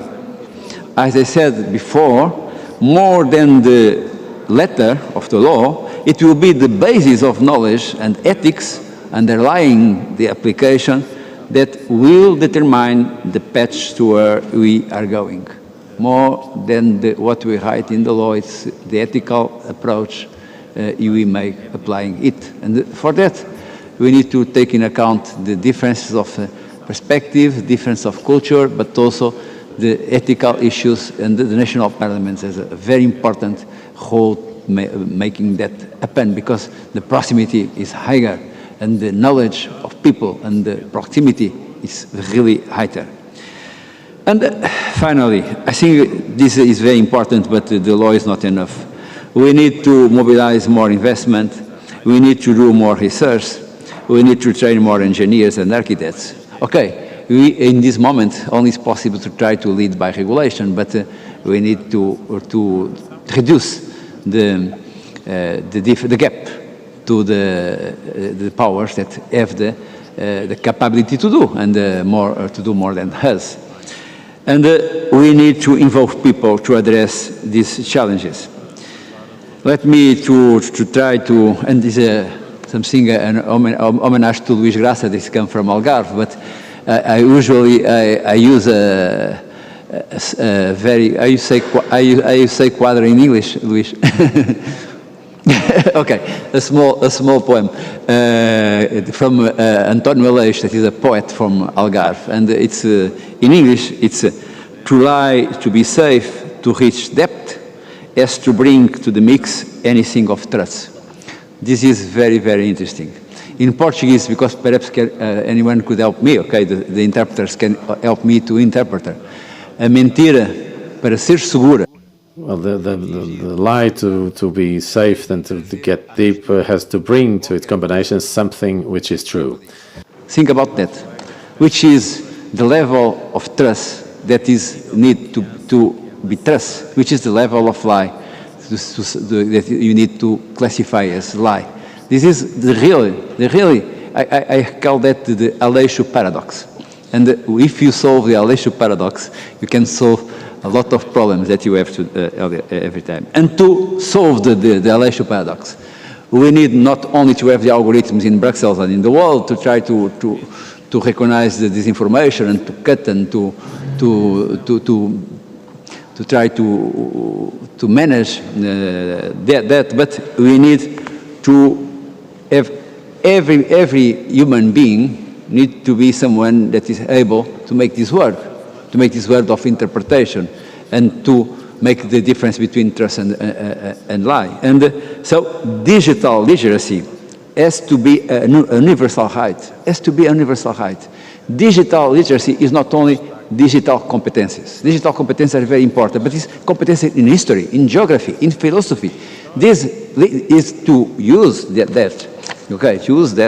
use that with knowledge, with culture.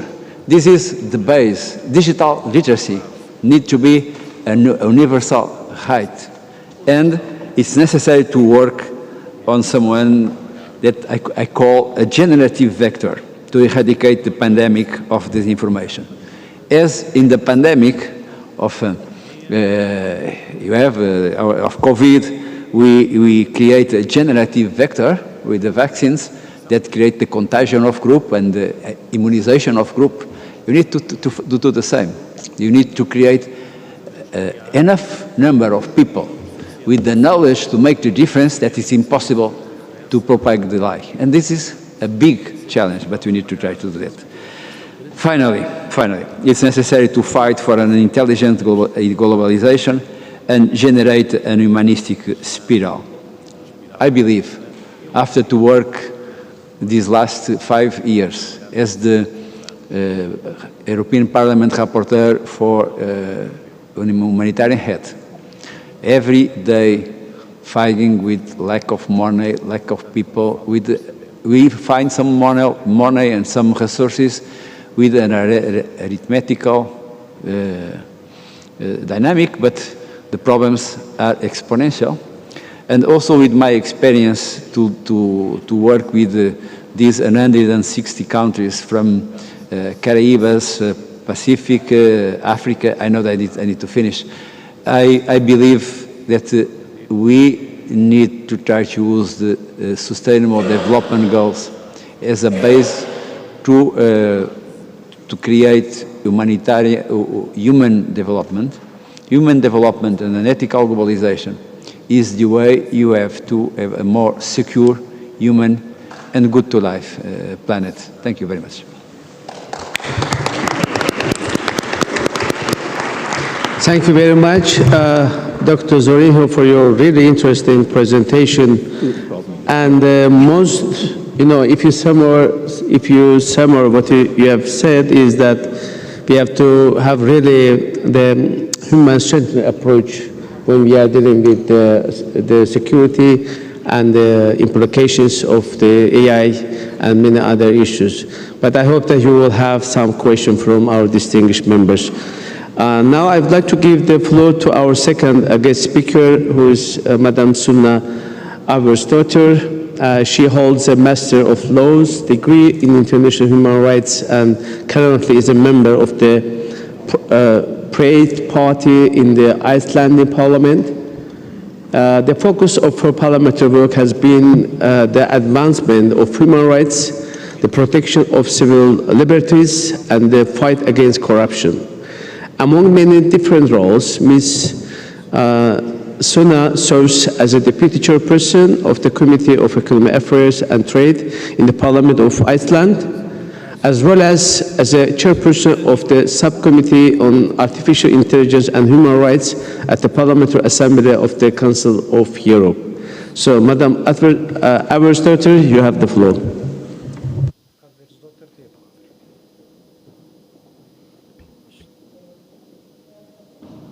Okay, and they're working now.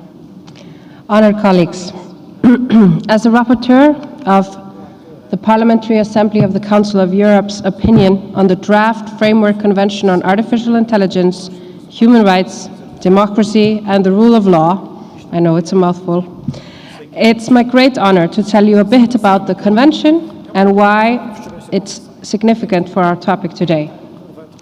This draft Framework Convention will become the first ever international treaty on artificial intelligence. It is based on the Council of Europe standards on human rights, democracy, and the rule of law, which are commonly shared by the non-member states and the non-European states that participated in the negotiations and will hopefully sign and ratify the Framework Convention in September, once it will be opened for signatures. The fact that the first international treaty regulating AI will be based on human rights approach and the acquis of the Council of Europe must be acknowledged as a very important achievement for the Council of Europe and as a sign of its global leadership in setting standards in emerging areas. Its added value will indeed be its global reach, bringing together states from all over the world wishing to address the global challenges posed by AI from the perspective of these values and with a view to mitigating or limiting its risks. Another significant added value of the Convention is that it's not only intended to protect human rights in the context of AI, but also the two other core values of the Council of Europe, namely democracy and the rule of law.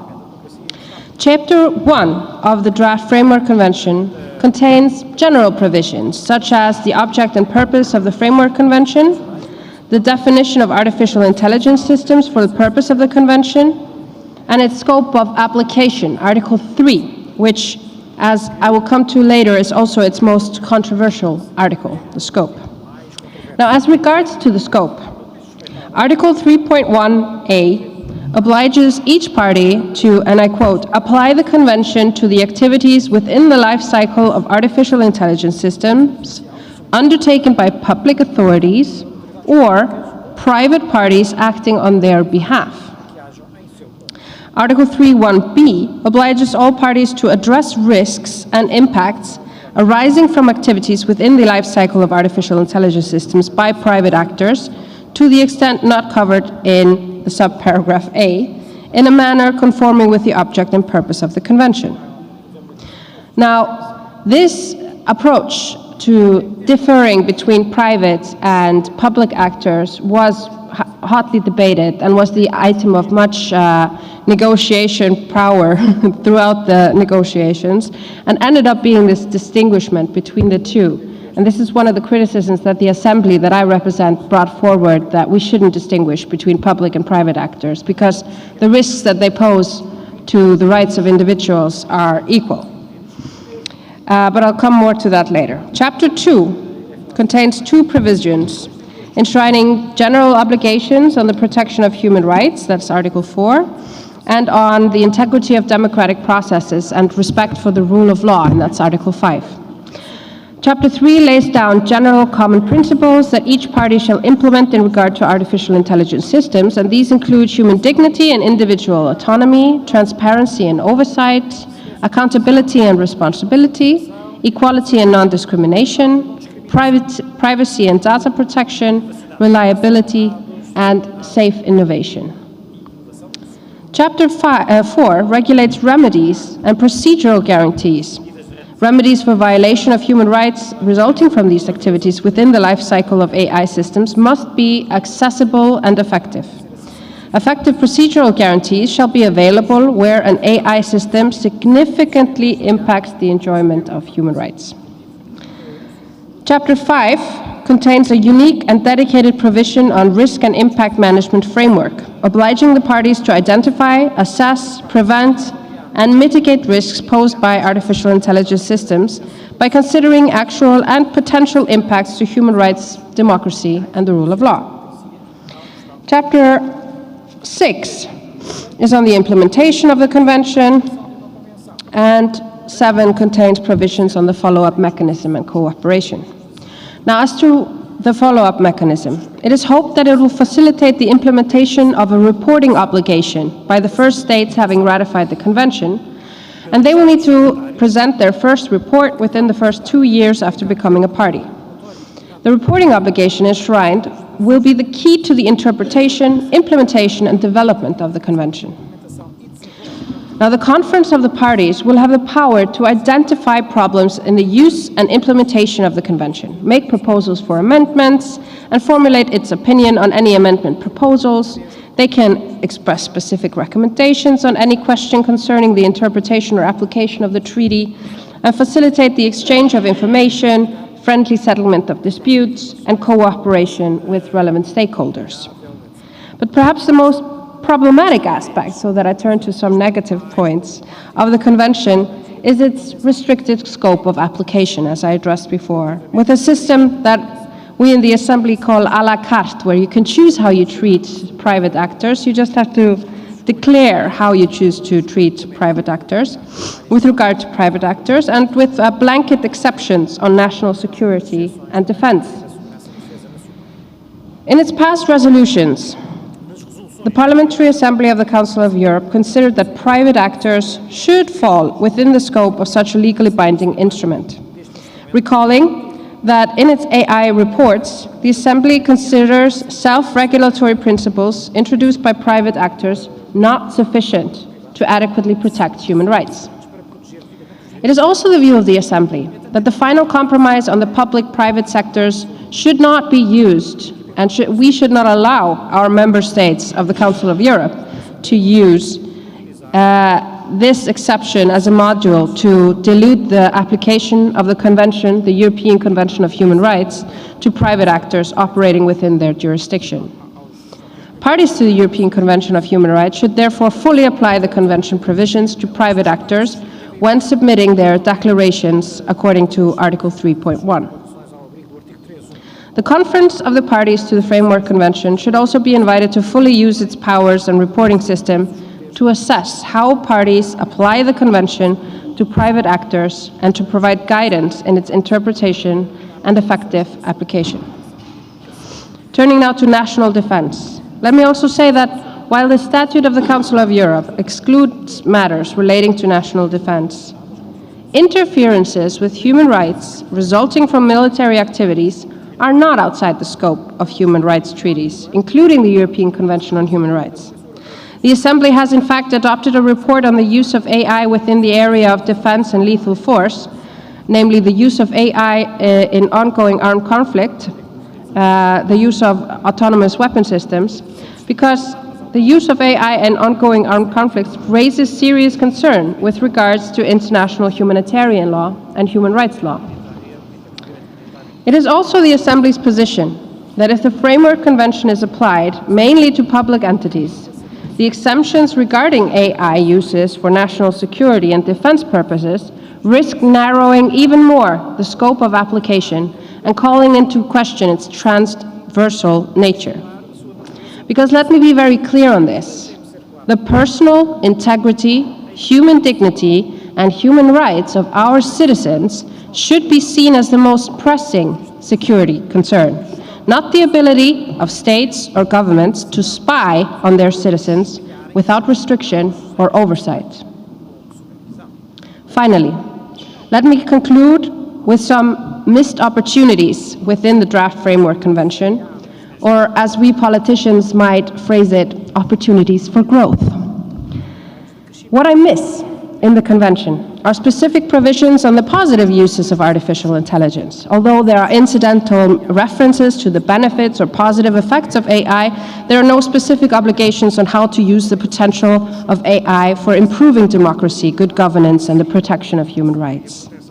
Furthermore, the development of human rights in relation to the advancements in neurotechnology addressed earlier today is still an opportunity for growth. The Assembly has addressed the huge potential benefits of neurotechnology, especially in the medical field, while stressing the unique and unprecedented threats to fundamental values of human rights and dignity that brain-computer interfaces, or BCI, may pose.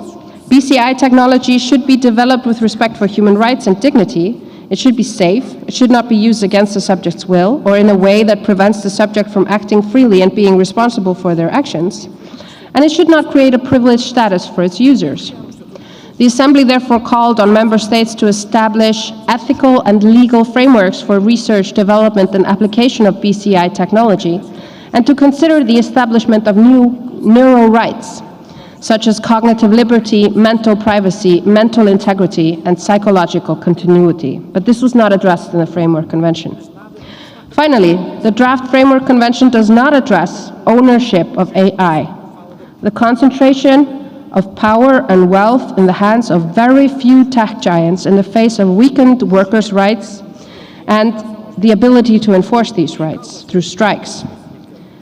It doesn't address the bleak future where inequality will be so absolute between the very few super-rich Jeff Bezoses of this world and then the rest of us, powerless and useless, if we do not address ownership of AI. Now, while the Framework Convention did not address these issues, we still have opportunity to grow in these areas. And I would say to end that we as parliamentarians must ensure that these opportunities will not be missed. Thank you.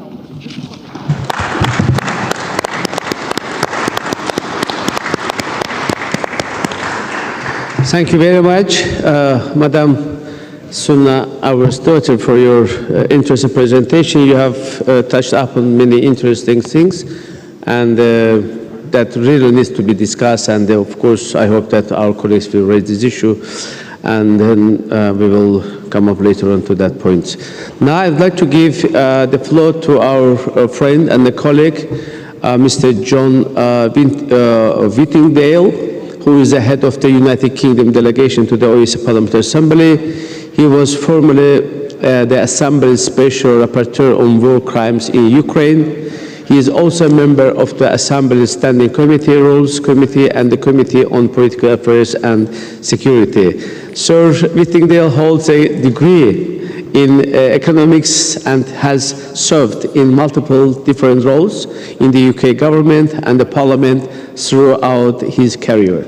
He was a chairman of the British group. He deserves to be presented well.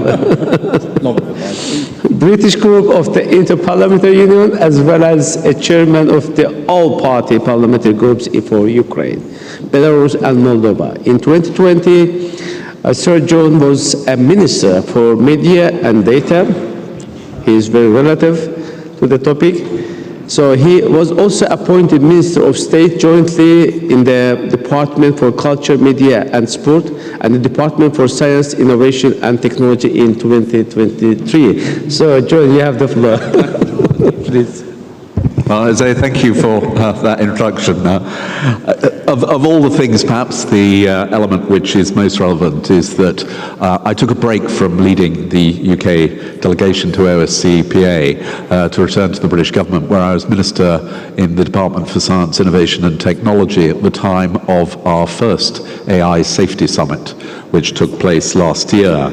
And of course, that is now going to be followed up tomorrow by the second summit, which is taking place in South Korea. I wanted just to put some of this into context a little bit. In some ways, AI represents a revolutionary leap forward, but just as the combustion engine did, or computers did, or indeed the internet. The power of particularly generative AI is extraordinary, and rightly, as parliamentarians, we focus on what needs to be done to ensure that it isn't abused, but we should always remember that the benefits are massive. We heard a little bit earlier about healthcare, but in education, in climate change, and in economic productivity, it is going to be transformational and largely to our benefit. Now, when we set out about 2 years ago to look at how we should regulate it. I very much follow my colleague who spoke earlier, his view about regulation. There are two problems with regulation. We have just passed legislation to put in place safety measures for people going online on the internet and to try and promote competition in the digital markets. It's taken us, I think, 5-6 years to do that. And the problem with regulation is that you are dealing with a technology that is moving so rapidly that by the time you've legislated, actually it's completely out of date. And the second difficulty is that regulation can stifle innovation, and a lot of the most exciting developments are ones that we are all completely unaware of. It won't be until somebody in a small room somewhere comes up with a bright idea. So what we tried to do was to put in place principles. They're ones which nobody would argue with. The 5 basic principles are safety, transparency, fairness, accountability, and contestability.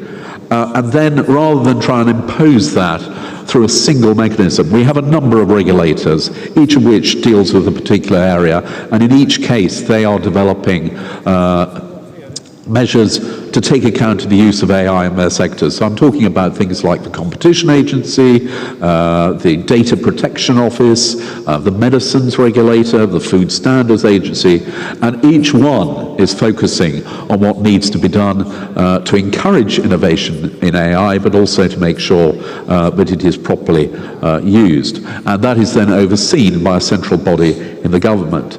Now, the issue of safety, which is one which we've particularly focused on, is one that, as I say, the global summits have addressed, but those have not just been attended by governments. We were very clear that at Bletchley and indeed now at Seoul, the big tech companies had to be there. And a lot of the designs to ensure safety are going to be responsible for them. So each of the big companies will have red teams. Red teams are those which they set out to abuse, to find the flaws, to use it improperly, and then having identified how they can be abused, they then work out how to stop the red teams from doing it. So it's an exercise which is very effective in trying to put in place what we call guardrails, which are the measures to ensure that AI is directed and focused in a positive way. Now, we've spent some time today on a number of the potential negatives, and I wanted to touch just on a few. The first one, which Mr. Zorino talked about, I was also Minister for Creative Industries. The UK is very strong in creative industries, in music, in writing, in filmmaking, and that depends on copyright. And copyright traditionally is very easy to understand. If you sing a song written by somebody else, then you need to give them some recognition and pay them. If you publish a work which was written by somebody else, then you need to give them recognition. AI makes it much more difficult. The concept of text and data mining, where the large language models scrape through billions of pieces of content in order to create an original work, in that it's original because nobody's heard it or seen it before, but actually it's based on the creative content of hundreds, maybe more people. That is a real challenge, because the creators will say, we are still entitled to some kind of compensation for that, or there needs to be some kind of licensing. But at the moment, a lot of the tech companies are saying, we don't recognize that, we don't see any liability. And that is an area where there is a very active debate and which we are going to have to reach an agreement. And a lot of it may take place through court actions, and there are a number of legal cases currently underway. Irene earlier spoke about the dangers for fraud and corruption, and there is no doubt that AI makes fraud a lot more sophisticated. We're all familiar with the idea that you get a text message saying, this is your son, I've been robbed and I haven't got anywhere to go, please send me money to this bank account. And most people are clever enough to know that's probably a scam.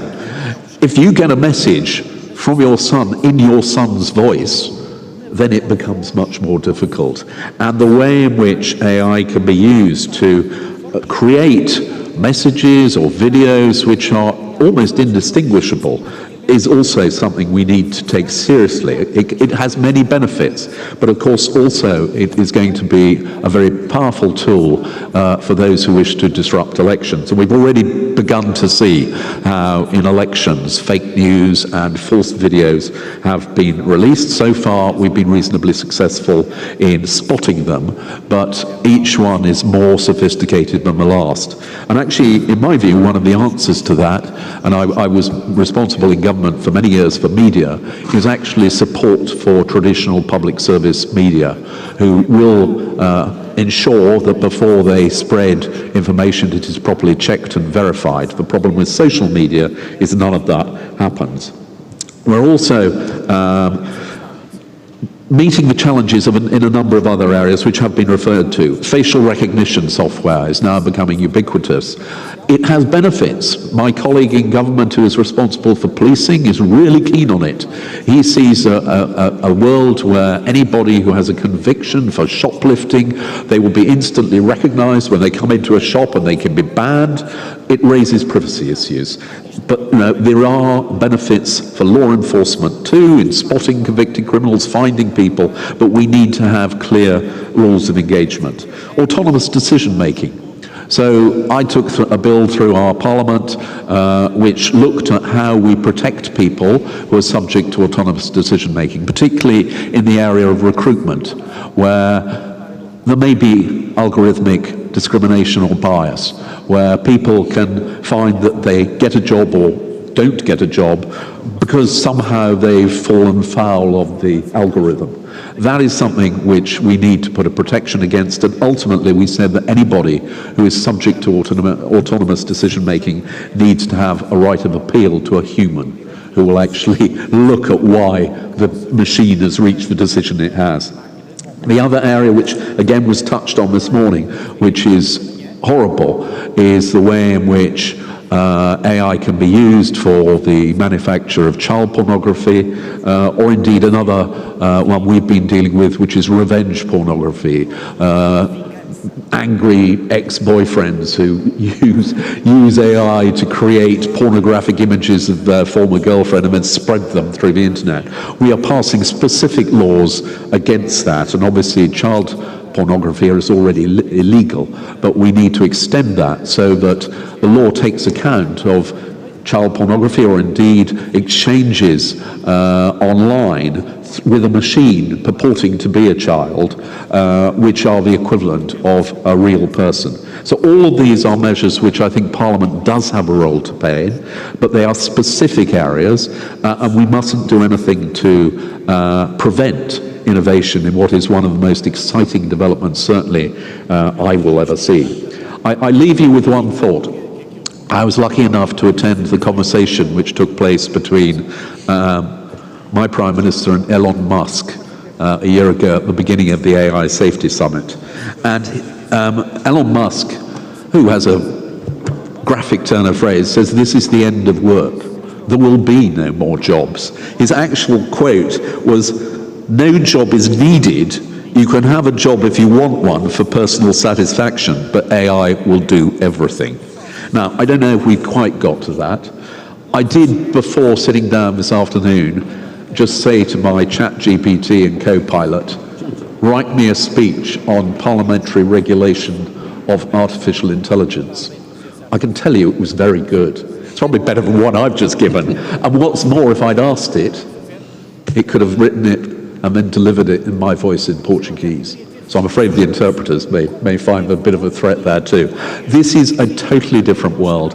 It is really exciting. It brings enormous benefits, but we need to be aware of the challenges as well. And that's why I think today has been really valuable. Thank you.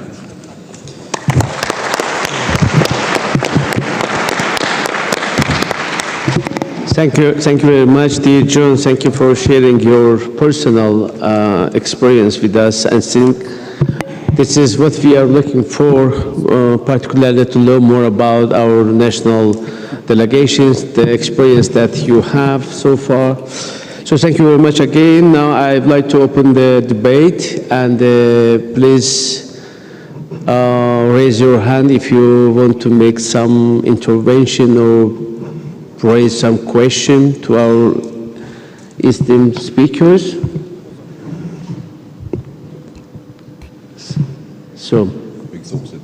So it means that everything is clear. Yeah, but maybe you have a time to sing, but I want to have, I want to just give one question to both, to all of our speakers. First question is to Dr. Zorinham.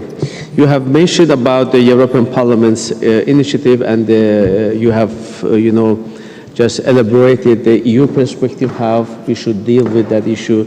And also, Madame Suna also has pointed out the Council of Europe's recently adopted treaty on AI. More or less, it is understandable that both of our, let's say, guest speakers have a great concern and also wanted to share with the OECD members. But the question is, what is the main difference between the approaches of EU and the Council of Europe in tackling this issue? Because we are talking about the national experience, we are talking about the role of the national parliaments in tackling these issues. And also, it is very much important for the member countries to know what is the general, let's say, approach of the organization that we are the member, and how we really need to go, because it is a long way to go together. And my question also to John, because John, you have mentioned that about, the rapidly developing IT technology. It is not easy for us to catch and to be in line with the, or let's say, level of development or the rapidness. And also, you have also put the question that on one hand, we have to support the technological revolution. On the other hand, we have to make sure that the security is in place. So do you think that is that a dilemma between two, let's say, main phenomena? Or I think what should be first? How the United Kingdom experience tell us, because based on your own experience, you have already done something for that reason. So what could you recommend us? Because I think it would be ideally a sort of, the model law or model or regulation for, the countries that needs to be discussed. Because as I said, there is a long way to go together. We cannot say, okay, this is a particular law or regulation is applicable to each of us. So it means that we need to discuss it further thoroughly, and we have to make sure that this is really the thing that we are looking for, and it could be applicable, it could be helpful for all of us, because it doesn't recognize any border, any frontiers. So it is a global issue, and this is why in order to have a concrete result, the global approach is required. So maybe we start, Dr. Zaroma, what is the main difference of the EU and the Council of Europe's approach to that issue? Thank you very much. I will use now perhaps the possibility to speak in my own language. Well, thank you very much for the three speakers that we heard. It is clear that we all trying to look for solutions, for sure, which will allow to benefit us to most of the new technologies, trying to avoid the risks that they pose, and as it was summarized by Lord John, to try to regulate without limiting or breaking the evolution or the development. How do we do from a parliament of a country which is member of the EU or the European Parliament? Well, we have a fundamental value which is part of the European identity, which is humanism and individual freedom, the individual right to its own data. And that makes a difference. Because, as you know, data is the fuel of the technological development. Data is the fuel of all the apps and all of implementations and developments. And we have to ensure that the data that we are gathering that allow us to develop are data that people are willing to give up. it was very complicated to reach an agreement. Like I said before, I was the rapporteur of MEA or DMA, opting out, for example, concerning information.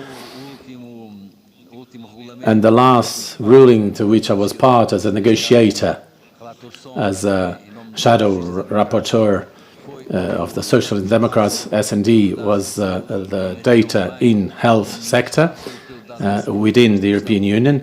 This question is determined, and how many of my colleagues, namely those from Freedom and Guarantees, were against this option of opting out, that every data should be allowed expressly by each individual person, even in anonymity, and that creates a differential.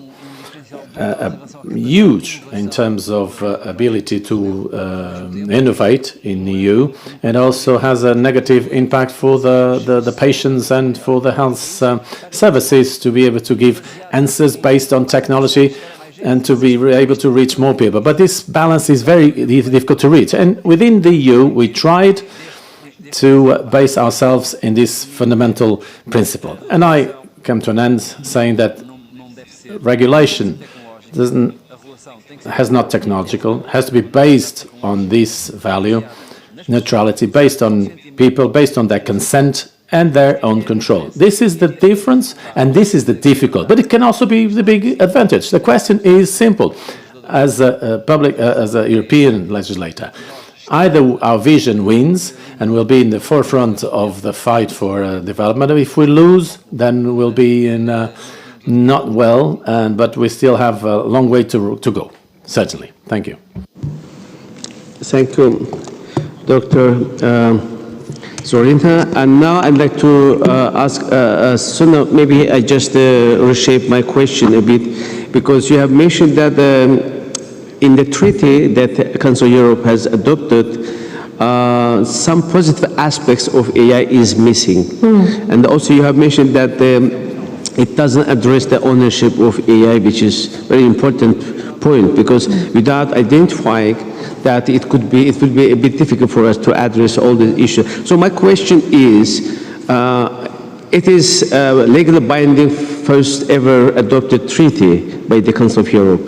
If you recommend to the member of countries with such a gaps, how it is going to be effective tool for the national, let's say, for the countries, for the national assemblies or parliaments. So maybe you can give some, just a bit explanation.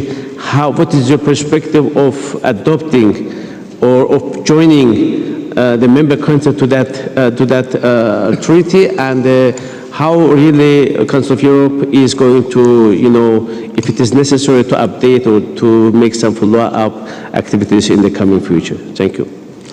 Well, thank you for that question. I still think that joining or signing, accessing to this framework convention is extremely important and a very important first step towards this universal regulation that we've been talking about here today. Standardization of how we approach the risks and benefits of AI. So yes, it doesn't address the positive uses, as in it doesn't oblige the member states to use AI for this or that positive outcome.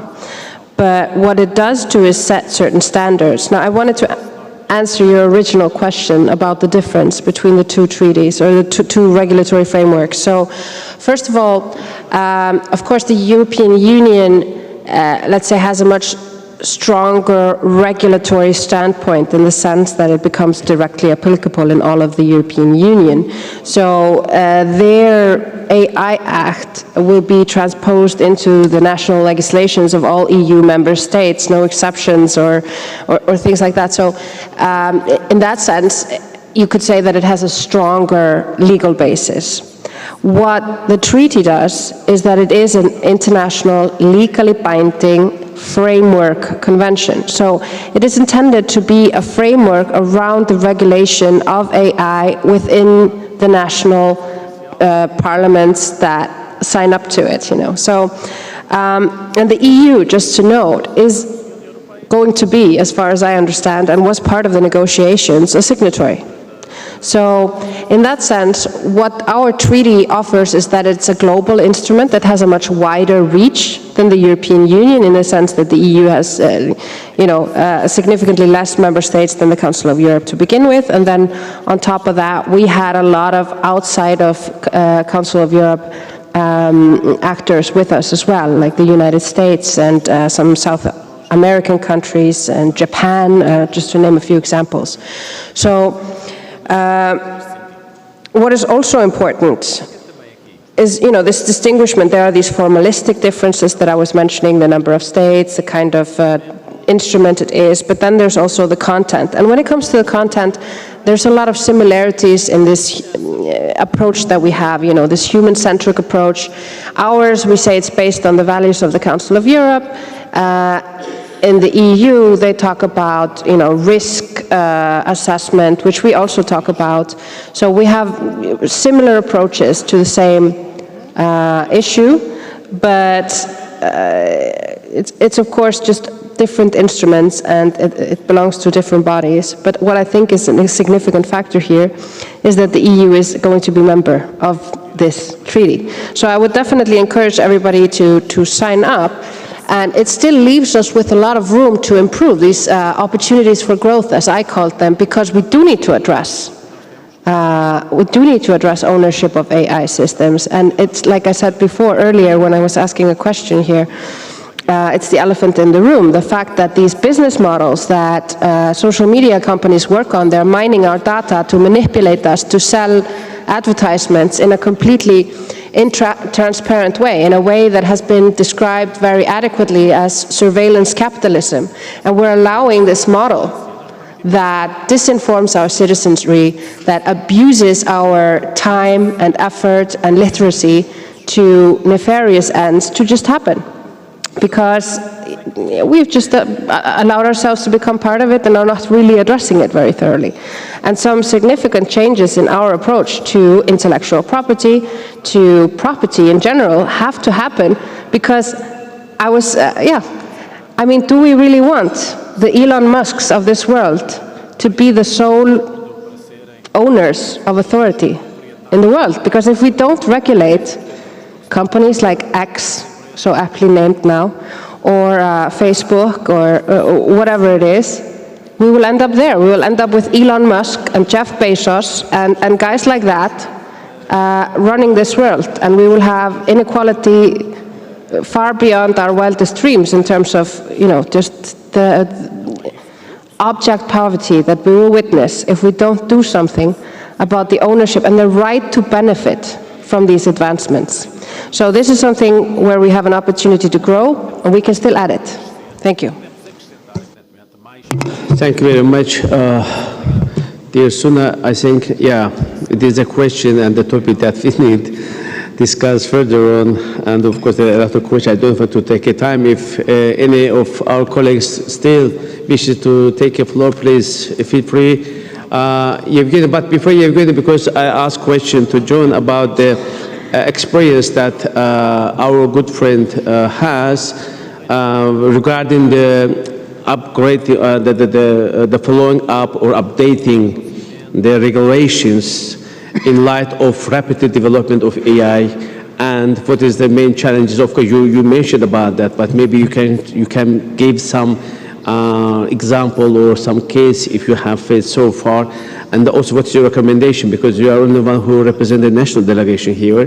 I think it would be great for us to know how we can jointly combine our common efforts in order to be more effective in that, let's say, in that era and in that, let's say, issue and the UK experience. What has UK experience on that? Sorry, John, please.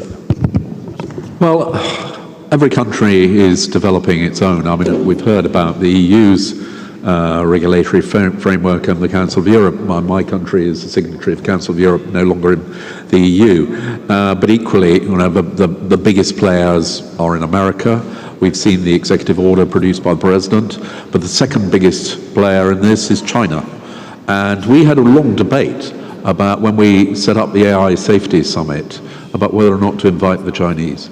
because they don't share our values. You know, all the things which we take for granted, like human rights and civil liberties, they take a different view, but equally they are very powerful players. So there needs to be agreement on the basic safeguards.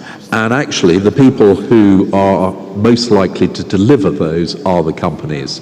Well, it's not governments who are developing this technology. It is Google, and it is Meta, and it is Amazon. I was in Korea 2 weeks ago, where Naver, who most people won't have heard of Naver, but they are the South Korean Google. They have compute powers almost on a par with Google. So it needs to be on a global basis. And that is what the AI Safety Summit is all about. But I do believe that governments need to set clear guidelines about what we expect from companies, but we mustn't hold back innovation from taking place, because actually that is overwhelmingly going to be a positive. Thank you very much, dear John. Now I'd like to give the floor our friend from Italy, Evgenia, please, you have the floor. Thank you very much, grazie, grazie Presidente, grazie Zai, grazie colleghi. Thank you for this opportunity to debate, and I'd like to thank from the bottom of our heart the Portuguese delegation for the hospitality. Thank you very much, and on behalf of the Italian delegation. Italy believes on artificial intelligence. We follow closely and we heard what the colleagues, the previous speakers, and I'd like only to share with you some reflections concerning the future. We have to invest in the future because we are submerged, or we are living in a world in which we have to react, and we also have to act. And artificial intelligence, AI, is one of those perspectives. It's an imperative. AI is part of our present and will be part of our future. We should not be scared by the AI, because the human will not be replaced by algorithms, in my view, in our view. So we have to take into consideration the human dimension, the safety relationships, and the issues related to legality between us. So there are many areas of scientific research, progress, and well-being for the populations. And so everything that was said today here in this room is all the ideas are interlinked in a world which has a meaning. And what meaning do we want to give to AI? Intelligence is to see things more deeply, and no machine will replace man or woman.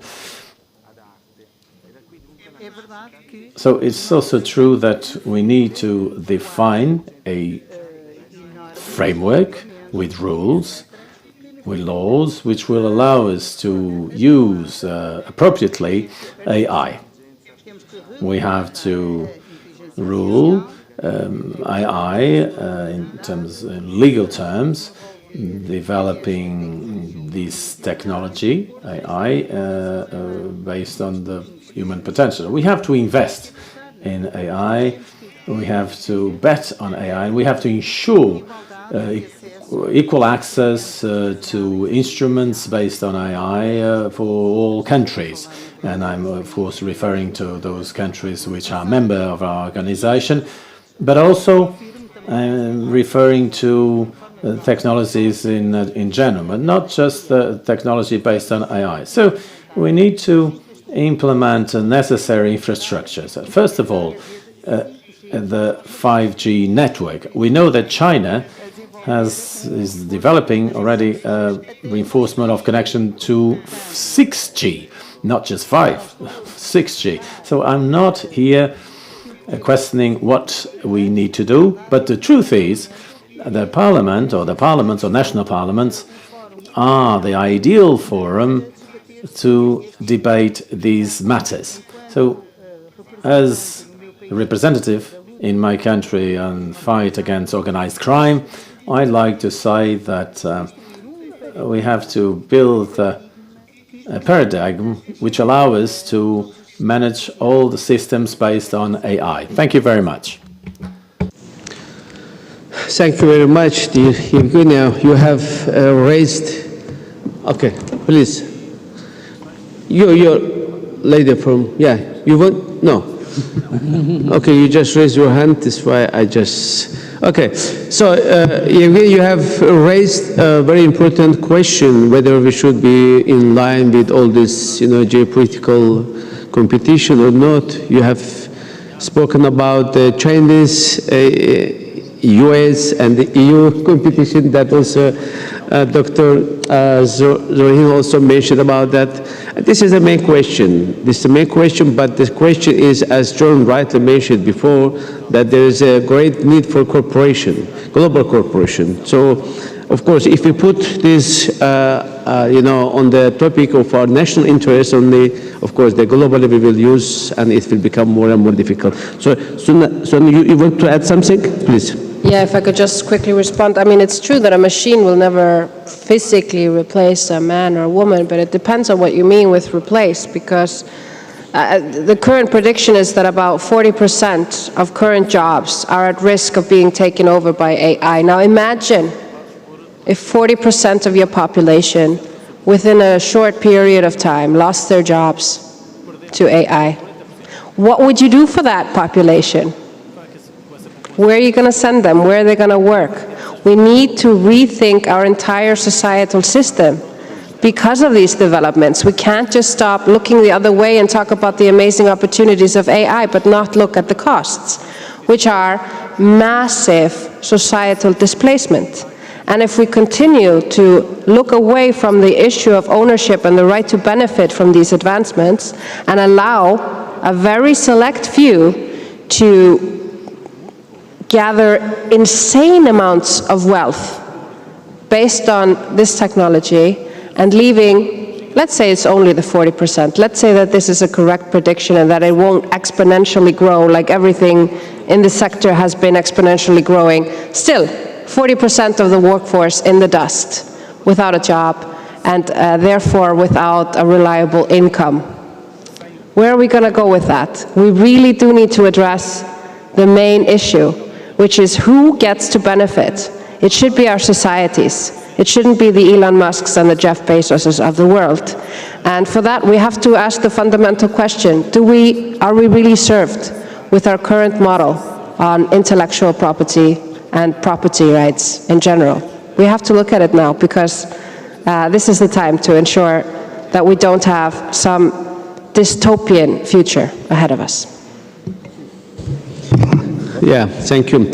And I saw our friend from Italy, Emmanuel, wants to take a floor. Please, Emmanuel. Thank you, Mr. President, and thank you to all of you for the conversation that you just said. We can say that I'm coming out optimistic, but we know that we have to do a hard job as a member, as parliamentarians, because artificial intelligence obviously is there. We have to face it, we have to drive it. Can be positive for our countries, but we have to drive on it also, because manipulation of information, it is something that can be really dangerous. Just think that on the election can be manipulation of the information also during the election can be really dangerous. Just think that during this year, almost 51% of the people will go to vote in the world. So that is the reason why we really have to drive. And again, as CCT members, that was the reason why we made this kind of a resolution. It's like a frame. But I'm curious, and I just want to take this opportunity to have you.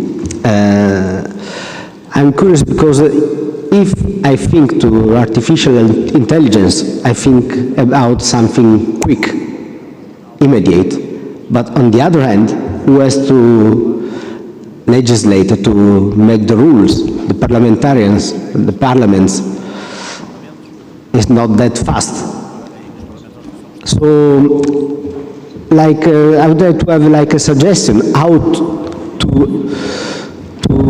allow the parliamentarians and the parliaments to be as quick as the artificial intelligence is in growing and changing. Thank you. This is really a good question, but who's going to answer this question? Please, Suna. You also? I mean, you pose a very relevant question. If we look at the, what do we call it, the diaspora of parliamentarians all over the world, what we need to do is address digital literacy in parliaments. And being a member of parliament myself, I can say that most of my colleagues are older than me and less digitally literate than me. So it is an uphill battle to get parliamentarians to the level of understanding that they need to be able to address these challenges in any significant kind of way. That's, you know, the number one challenge is just for legislators to understand what it's all about and what it can mean. And the older legislative is, I don't mean to sound ageist, it's just that they haven't grown up with the technologies like the younger generations have. So it's an uphill battle to just reach a level of awareness and know-how to be able to address it in the first place. And the reason why it's so important that we speed up and we get better and we get more agile and actually use, you know, the same type of developmental attitude towards like legislating AI as the AI companies use themselves, and I'm referring here to Agile, for example, is that you know, the companies are way ahead of us in determining the rules of engagement with all of these machines. Because we haven't been there to regulate it, it's them who get to decide it. And there's this classical dilemma, I'll leave you with one example, is, you know, the automated cars that we were all expected to be driving by now, or not driving, so to speak, is that, you know, if you allow Google or whoever it is that is manufacturing these automated vehicles to determine the rules of engagement of the automated car, and the car is faced with a child on the road, and it has to brake and therewith endanger the life of the driver, or continue driving and endanger the life of the child, but save the driver. What will a private company, based on the income from its customers, choose if it doesn't have any regulation telling it to make the ethical choice? It will make the right business choice, won't it? It'll protect its investment. So the reason we need to be there to regulate this, because we cannot let entities that has their main purpose to make profit determine what the rules of engagement are with the machines that we let them introduce to our world. And this is why we need to speed up. Thank you very much. But before giving the floor to our other guest speakers, but I want to also take one last question from audience. Our friend from Germany, Malte, wants to take the floor. So please, Malte.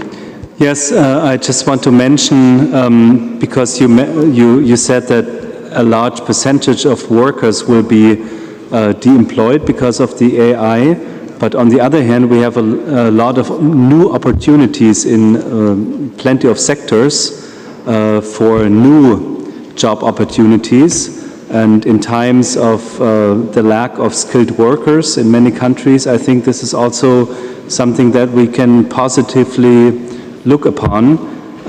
So my question is, what do you think, in which sectors will AI generate new job opportunities? Thank you very much. Thank you very much. Maybe Dr. Sonia, you also just covered this question. Thank you very much. Only three very quick comments. The first about the question raised by Lord John Whittingall about how to put the enterprises make auto-regulation. This is a very important question.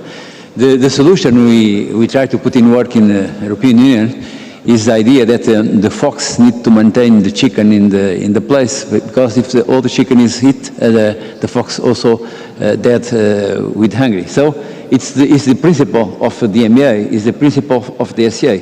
And I think it's a good principle that is working. You make 1 month ago the first 1 year report of monitoring. You are a lot of processes now between European Union and the Big Six and other enterprises, but you know, you have this principle of gatekeepers is working till now, and is one of the possible approaches.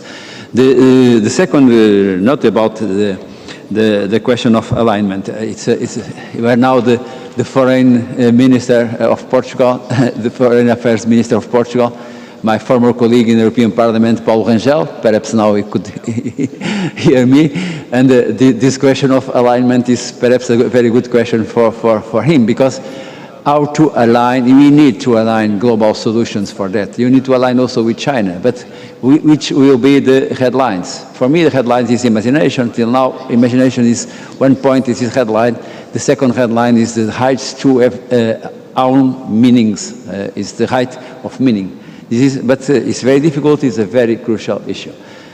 About the improved regulation when technology change all days, we need a new kind of quantic regulation that improve automatically under human control.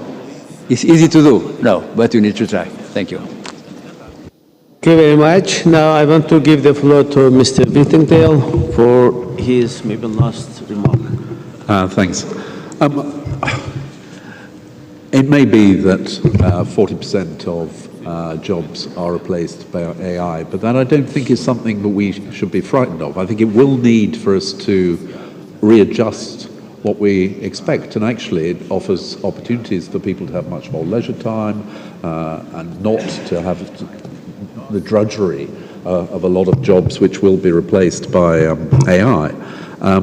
Where I disagree is that, I mean, all these advances are coming out of private sector companies. Government obviously has a job to do to ensure that regulation is in place to ensure that it isn't abused. But these are being driven by major tech companies who have changed the world. And if you imagine a world without the internet, without Google, I mean, it seems backward, and yet it's only in the last few years, and all of that has come free, which is another reason why I don't regard advertising as something which we should be concerned about. It has brought enormous benefits. The fact that we can do so much through smart technology like Google Maps or Google Translate or searches on the internet, all of that you don't pay for. It's paid for by advertising, but it is hugely beneficial. And I don't share this worry about the evils of Jeff Bezos or Elon Musk. I think governments are much more dangerous than individuals. And the idea that Google is going to somehow choose to have its car run over a child because it's worried that the driver might be affected, I just think it is nonsense. I mean, obviously, Google is going to be affected if their cars hit a child as much as if the driver's hurt. And we need to put in place basic guidelines. But the idea that government either could or should lay down detailed regulation about the operation of these companies will hold them back and actually will hand over to those who have much less beneficial motives, who, as we've already heard earlier, are equally developing this technology very fast. Thank you. Thank you very much. Dear colleagues, indeed I'd like to thank all our guest speakers for their availability and also for their interesting presentation, and I do believe that this is not the end of our discussions, because this is the topic that really we need to keep on the agenda of our assembly, but of course we have to find other tools and the possibility and maybe some structure or some, to increase our institutional capacity as the Parliamentary Assembly. But I'd like to just remind you that upon the initiative of our President, Pierre Kama, we have had a second round or second time of the discussion about the future of the OSCE Parliamentary Assembly. We have thoroughly discussed the possible way and the best way of the assembly to go on. And one of the idea was maybe to look at the structure of the Parliamentary Assembly and to put some, let's say, something new that really, let's say, covers our daily life, which one of them was the artificial intelligence. So, Pia, maybe you and Roberto, of course, in the upcoming events or in Bucharest, we can also discuss. Maybe one of the idea could be, as we discussed in Copenhagen last April, to have a subcommittee on artificial intelligence within the second, the committee, general committee, because it is really, as today's discussion proves once more, that this is a very challenging issue. This is a very important issue. We shouldn't just discuss it in one case, but it is really need to be on the high agenda of the Assembly. By saying that, of course, I'd like once more thank our host and our Portuguese friends, Paula and Luis and the others, and of course the leadership of the Parliamentary Assembly, as well as our friends, colleagues who made such a long distance to come here, and of course our International Secretariat, Roberta, and good friend Marco, others who really made great efforts to make this conference possible. Thank you very much. By that, I'm closing the last session. And I want to again thank our good speakers. Thank you. So we will have a closing session soon. Vamos dar início então à sessão de encerramento.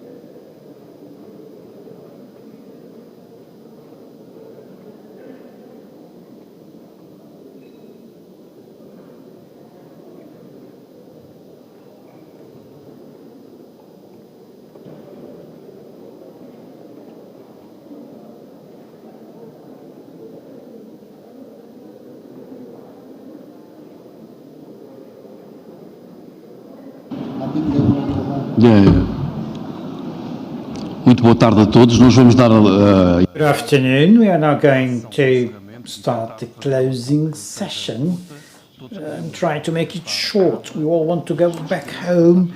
And I'm sure we also want first to go to Casa do Alentejo for dinner. I shall speak in English because that is the language. As a member of this organization, we do our presentations. Vou começar em... Thank you to everyone who came to Lisbon for the second conference, the first of this new stage, which we hope was fruitful and left everyone waiting to return. I would like to thank, on behalf of the Portuguese delegation at APOs, of Paula Cardoso and myself, and I believe if the Vice President of Parliament does mind, in his name too, of the Portuguese Parliament, all the support, confidence and friendship from President Pia Calma, but also from the Secretary General Roberto Montella, with whom, still in Birmingham back in 2022, we began to prepare this initiative and holding in Portugal the annual meeting which will take place next year in Oporto. If I may, umas pequenas palavras também para os funcionários da Assembleia. A few words to the staff of the Parliament for all your efforts during this month and for nothing to be missing to any of the MPs, to any of the members of the OSH PA. The sea voyages that started right here in Lisbon, which changed the way of thinking. Centuries later, energy, first the coal, then electricity, allowed the Industrial Revolution that changed not only the economy and social organization, but the rules of thought. Then the internet. And we made the voyages again without going out of our rooms back at home. And now the artificial intelligence. We may be will be on the incoming of a new time for human development. The potential of artificial intelligence to substantially change our lives is tremendous. The range of application is quite wide, from advances in environment, science and decarbonization to cybersecurity, war weapons and new medicines. As we have seen through the day, measures are needed to strengthen the safety and security of artificial intelligence, protect the privacy of citizens, increase safeguards, promote equity and fundamental rights, defend consumers and defend workers and employers, promote innovation and competition, guarantee democracy, human rights. We need to regulate the use of artificial intelligence, but at the same time, we need to not be afraid of change and invest in innovation and the transfer of knowledge from universities to companies. There are so many applications and opportunities. And conversely, Europe's role is weak compared to America and China in terms of research and production of new patents. We therefore need to support the development of artificial intelligence in Europe and regulate its current use. There are no bad technologies, only bad uses for the technology. As we are talking about future along this day, allow me to go back to the past. In 1755, a huge earthquake destroyed Lisbon. In fact, destroyed Lisbon and half of Portugal. This natural event was so devastating that it shook European thought itself. Too linear and too full of religions explanations to interpret what happened or to interpret the unknown. One of our speakers this morning turned to speak about Sun Tzu and the War of War. My dear friend Carlos Jourinho quoted a popular poet from my land, Algarve. I should return the friendship and quote Abate Correia da Serra, but I choose another one. I choose to quote Voltaire with a little book he wrote 4 years after the earthquake, inspired himself by the earthquake, a Lisbon earthquake. He called him Candide or the Optimist. That short book portrays the abrupt interruption of a lifestyle, a way of thinking and acting, and the beginning of what we call the century of light. It ends with a challenge. We must cultivate our garden. Cultivating the garden is taking on the civilization task. Cultivating is the work of civilization. Cultivating is caring, helping, supporting others. Cultivating is the verb for human rights, for human development.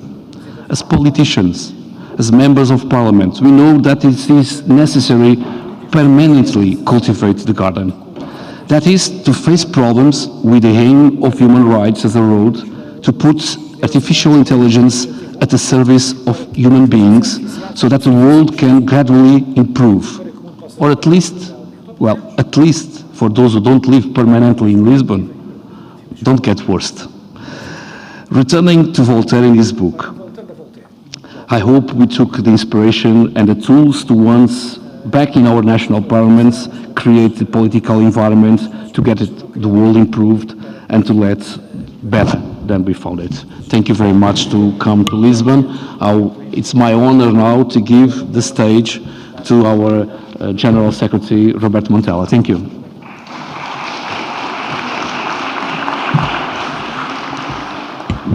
Thank you very much, Wish.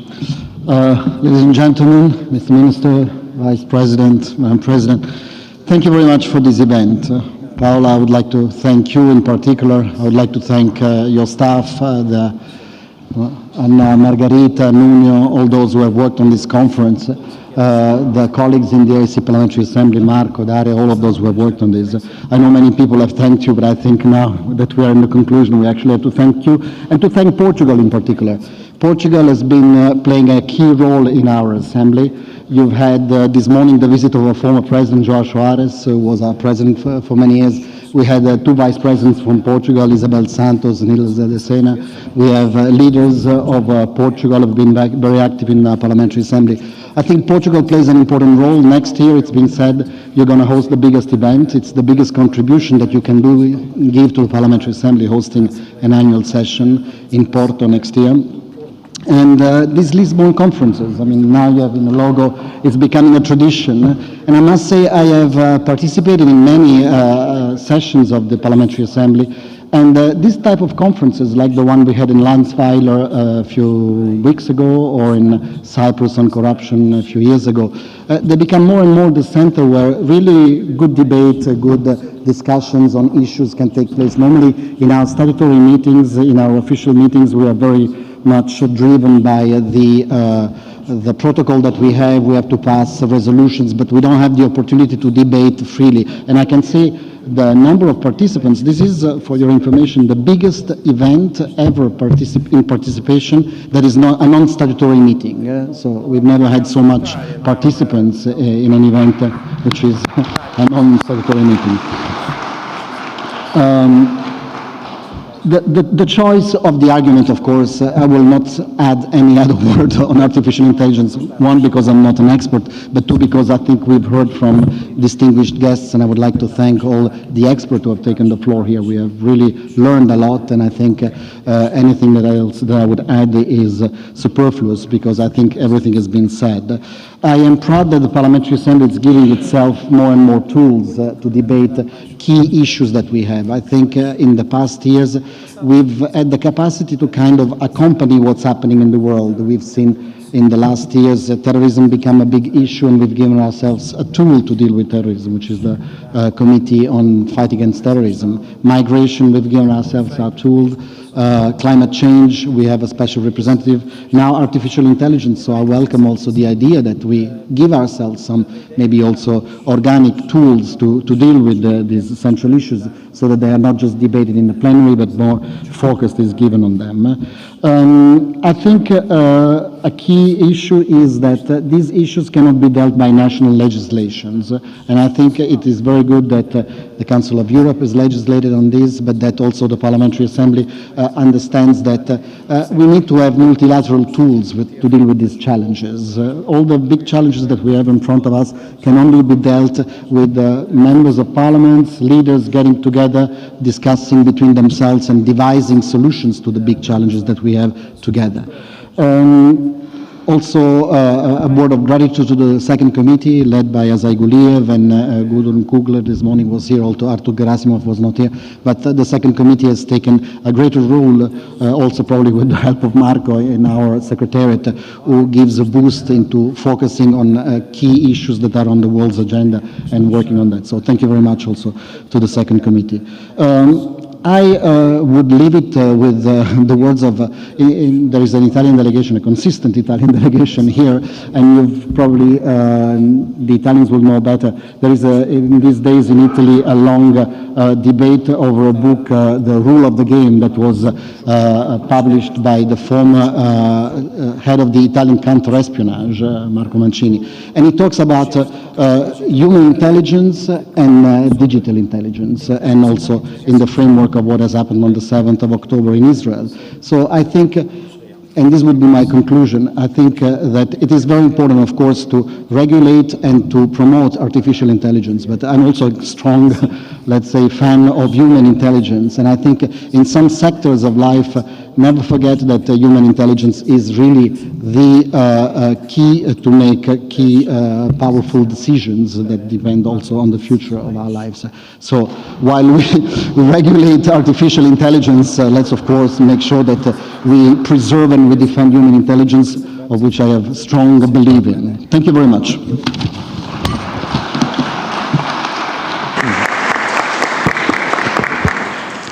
Muito obrigado, Roberto Montella. Convidava agora a usar da palavra. Thank you, Roberto Montella. I now give the floor to the Vice President or Deputy Speaker of the Portuguese Parliament, Mr. Pérez Trello.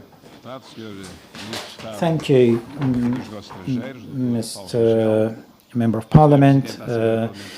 I greet all present, namely the President of OSCE, Pierre Coleman, Secretary General of the Parliamentary Assembly of OSCE, Mr. Montella, President of the Portuguese delegation to the OSCE PA, and Vice President of the delegation, dear participants, dear colleagues, ladies and gentlemen. I first greet the members of the Portuguese delegation to the Parliamentary Assembly of OSCE, namely MPs Paula Cardoso and Luís Graça, President and Vice President of this delegation, for the excellent initiative and for the opportunity of this subject. I also note the excellent contributions brought by remarkable speakers throughout the day that I could attend through our TV channel. I'm very happy to participate in the Conference of Lisbon of the OSCE Parliamentary Assembly, an organization I had the privilege to belong as a member of the Portuguese delegation between 2005 and 2007. In that capacity, I followed and contributed to the works of the OSCE PA in the promotion of a greater involvement of national parliaments in the OSCE, and I enhanced the work to develop the promotion of conflict prevention and resolution mechanisms, as well as the supporting and strengthen the democratic institutions in the member states. The work developed, namely through the election observation missions, is an important contribution to the strengthening and consolidation of democratic institutions. Now, I'd like to stress here the case of the NATO Parliamentary Assembly, to which I currently belong to. In the Parliamentary Assembly of NATO, we have developed an intense work in the consolidation of democratic institutions.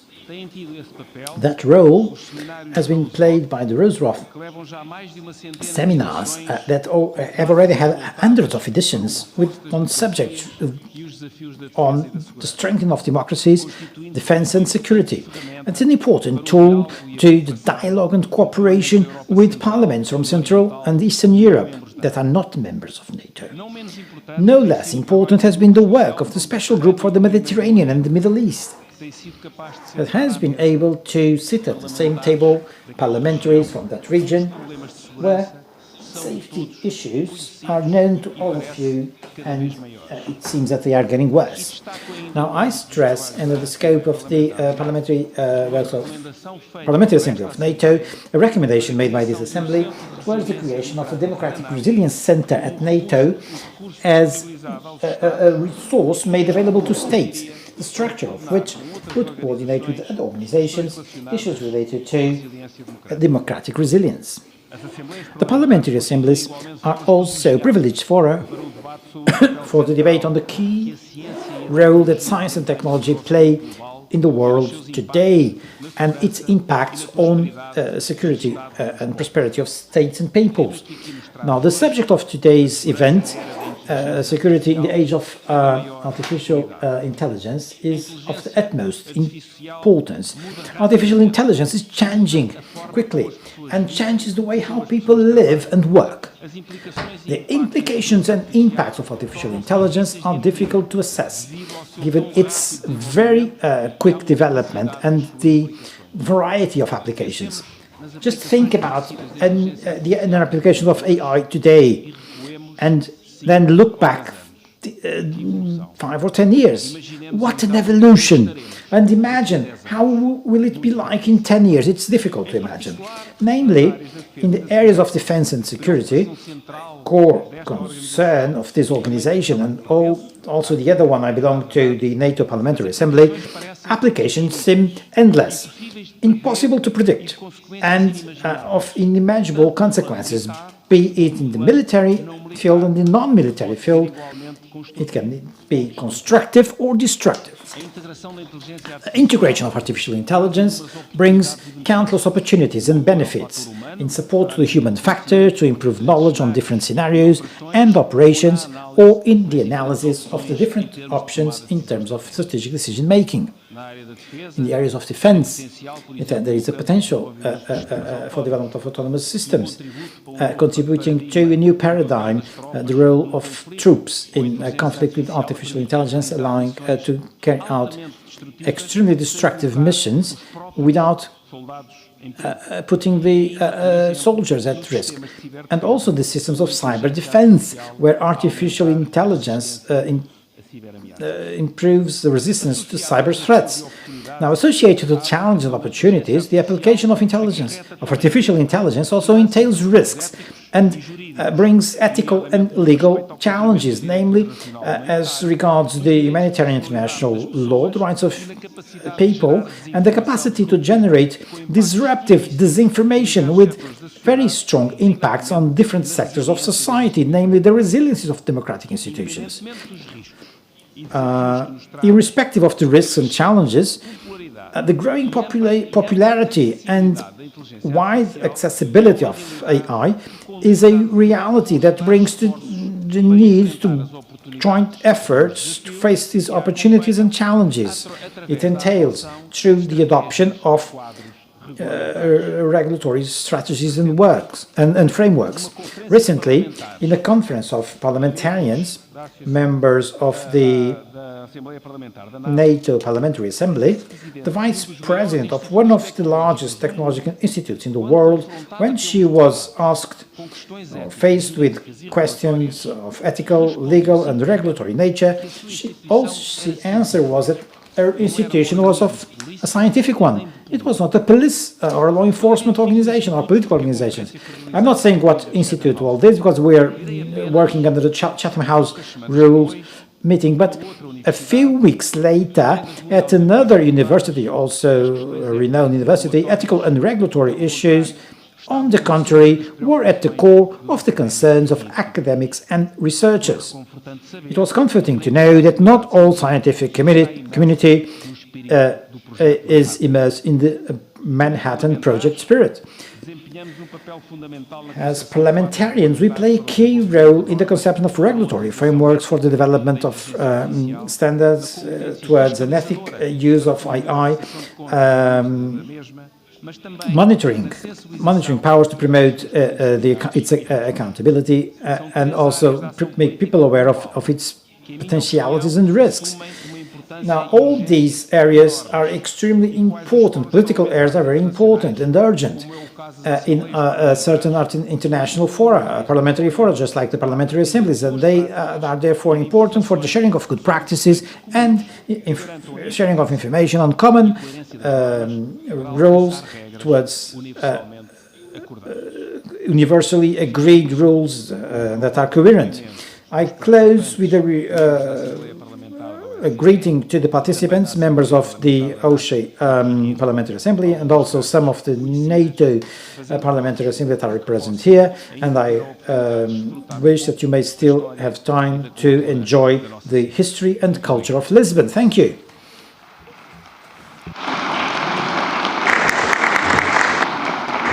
Muito obrigado, Sr. Deputado Marcos Pestrelo. Thank you, MP Marcos Pestrelo, Vice President of the Parliament, President of NATO. Now, to close this conference of the OSCE PA, I give the floor to the Minister of State and Foreign Affairs, Mr. Paulo Rangel.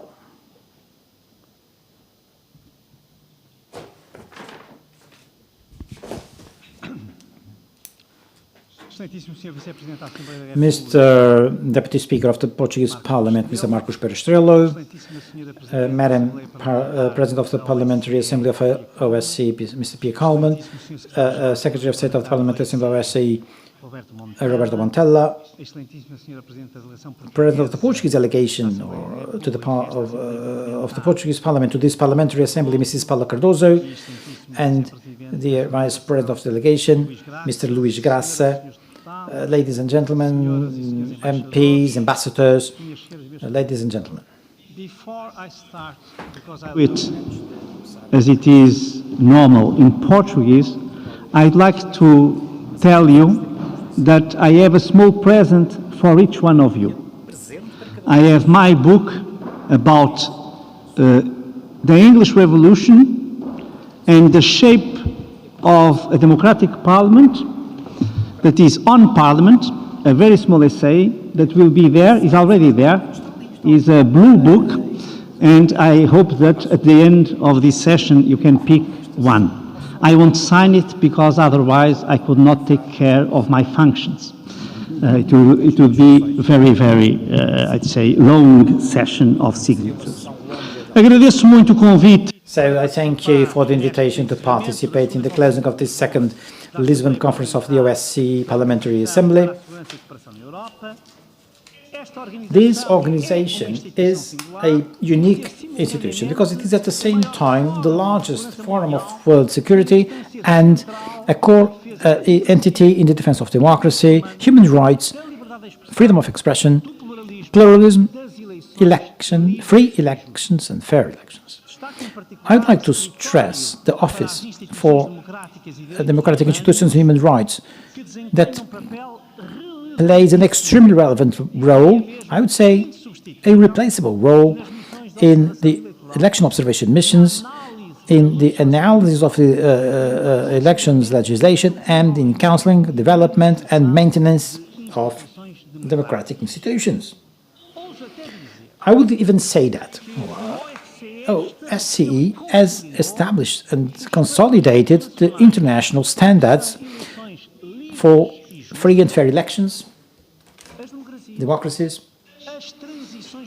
transitions towards democracy, prevention of a moving towards autocracy. All this is a direct and objective result of the OSCE work. In July 2009 until this April 2024, I was a member of the European Parliament, and from March 2005 to 2009, an MP to the Portuguese Parliament. Because of all this, I have had 20 years of parliamentary activity, non-stop, 15 of these years in a multinational parliament, first with another 27 countries, first with another 26, then with another 27, and finally with another 26 nationalities. This experience allows me to have a privileged understanding not just of the parliamentary role, but in particular what we often call parliamentary diplomacy, the external dimension of the activity of parliaments. Now, elaborating on basis of this experience I have about the international function of parliaments, namely the platforms,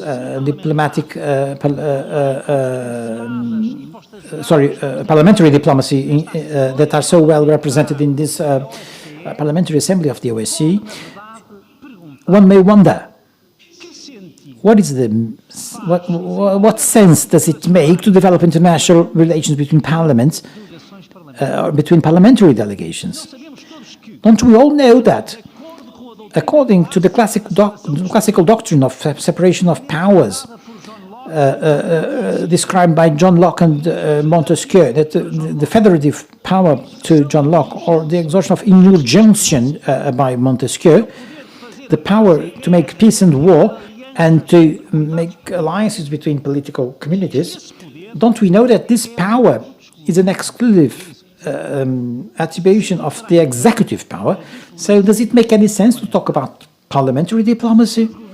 If governments and sometimes heads of state, the executive branches, if they are the ones that lead the foreign policy, why open this front to parliaments, to parliamentary delegations?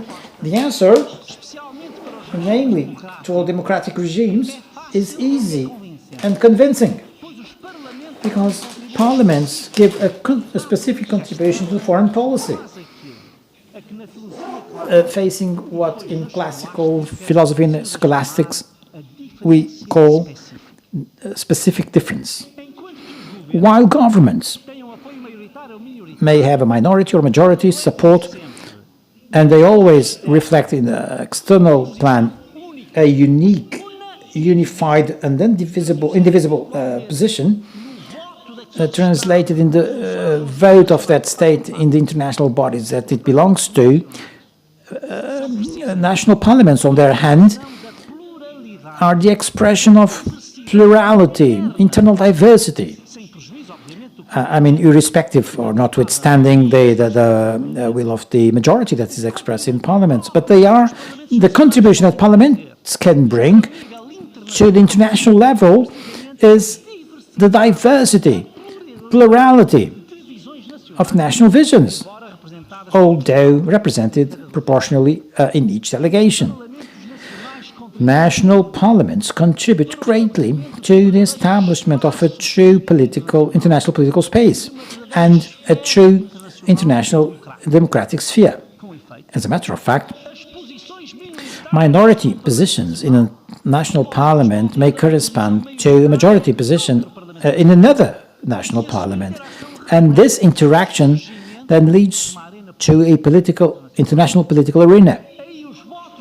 The votes of a delegation of one state may go to different positions, showing the diversity, plurality, internal plurality of the vision that each state has on the external policy. So there is a true specific difference, a constitutional difference between the participation of national parliaments in the international and European arenas and the traditional participation of national governments in that same arena.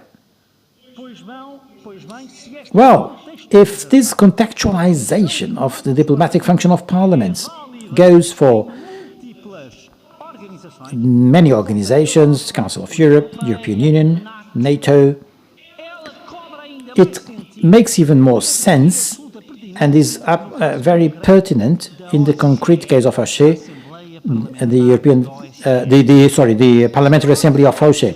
If the OSCE is promoting democracy and defending democracy, pluralism, freedom of expression, free and fair elections, if OSCE is an international organization that cares also for pluralism and diversity, then the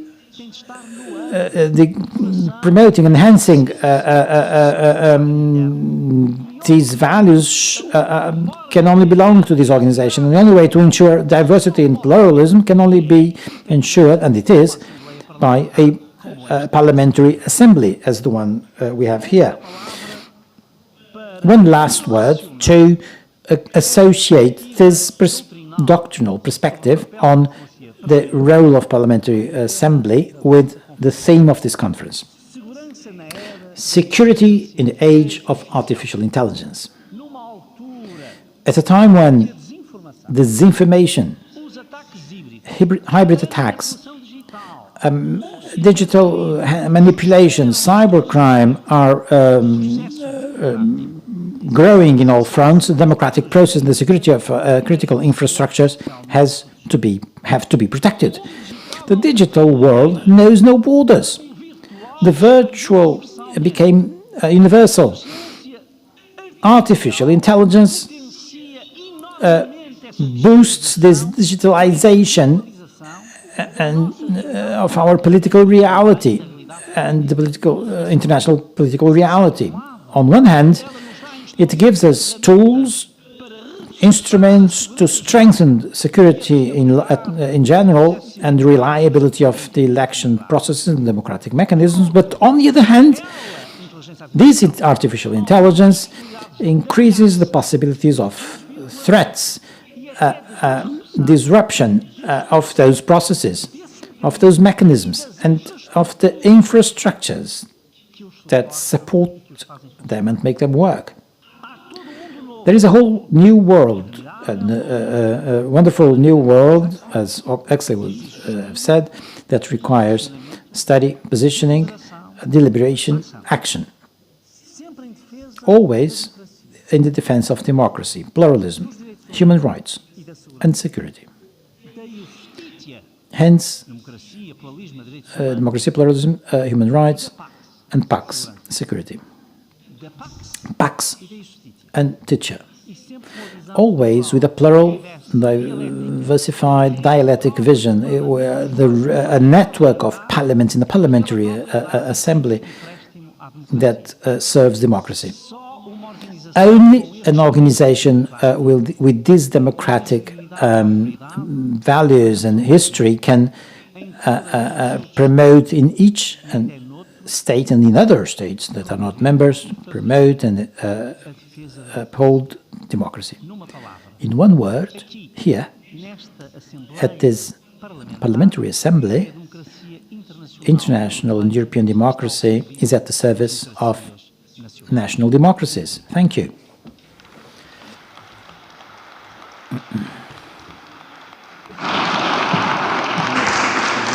Thank you, Mr. Paulo Rangel, Minister of State and Foreign Affairs.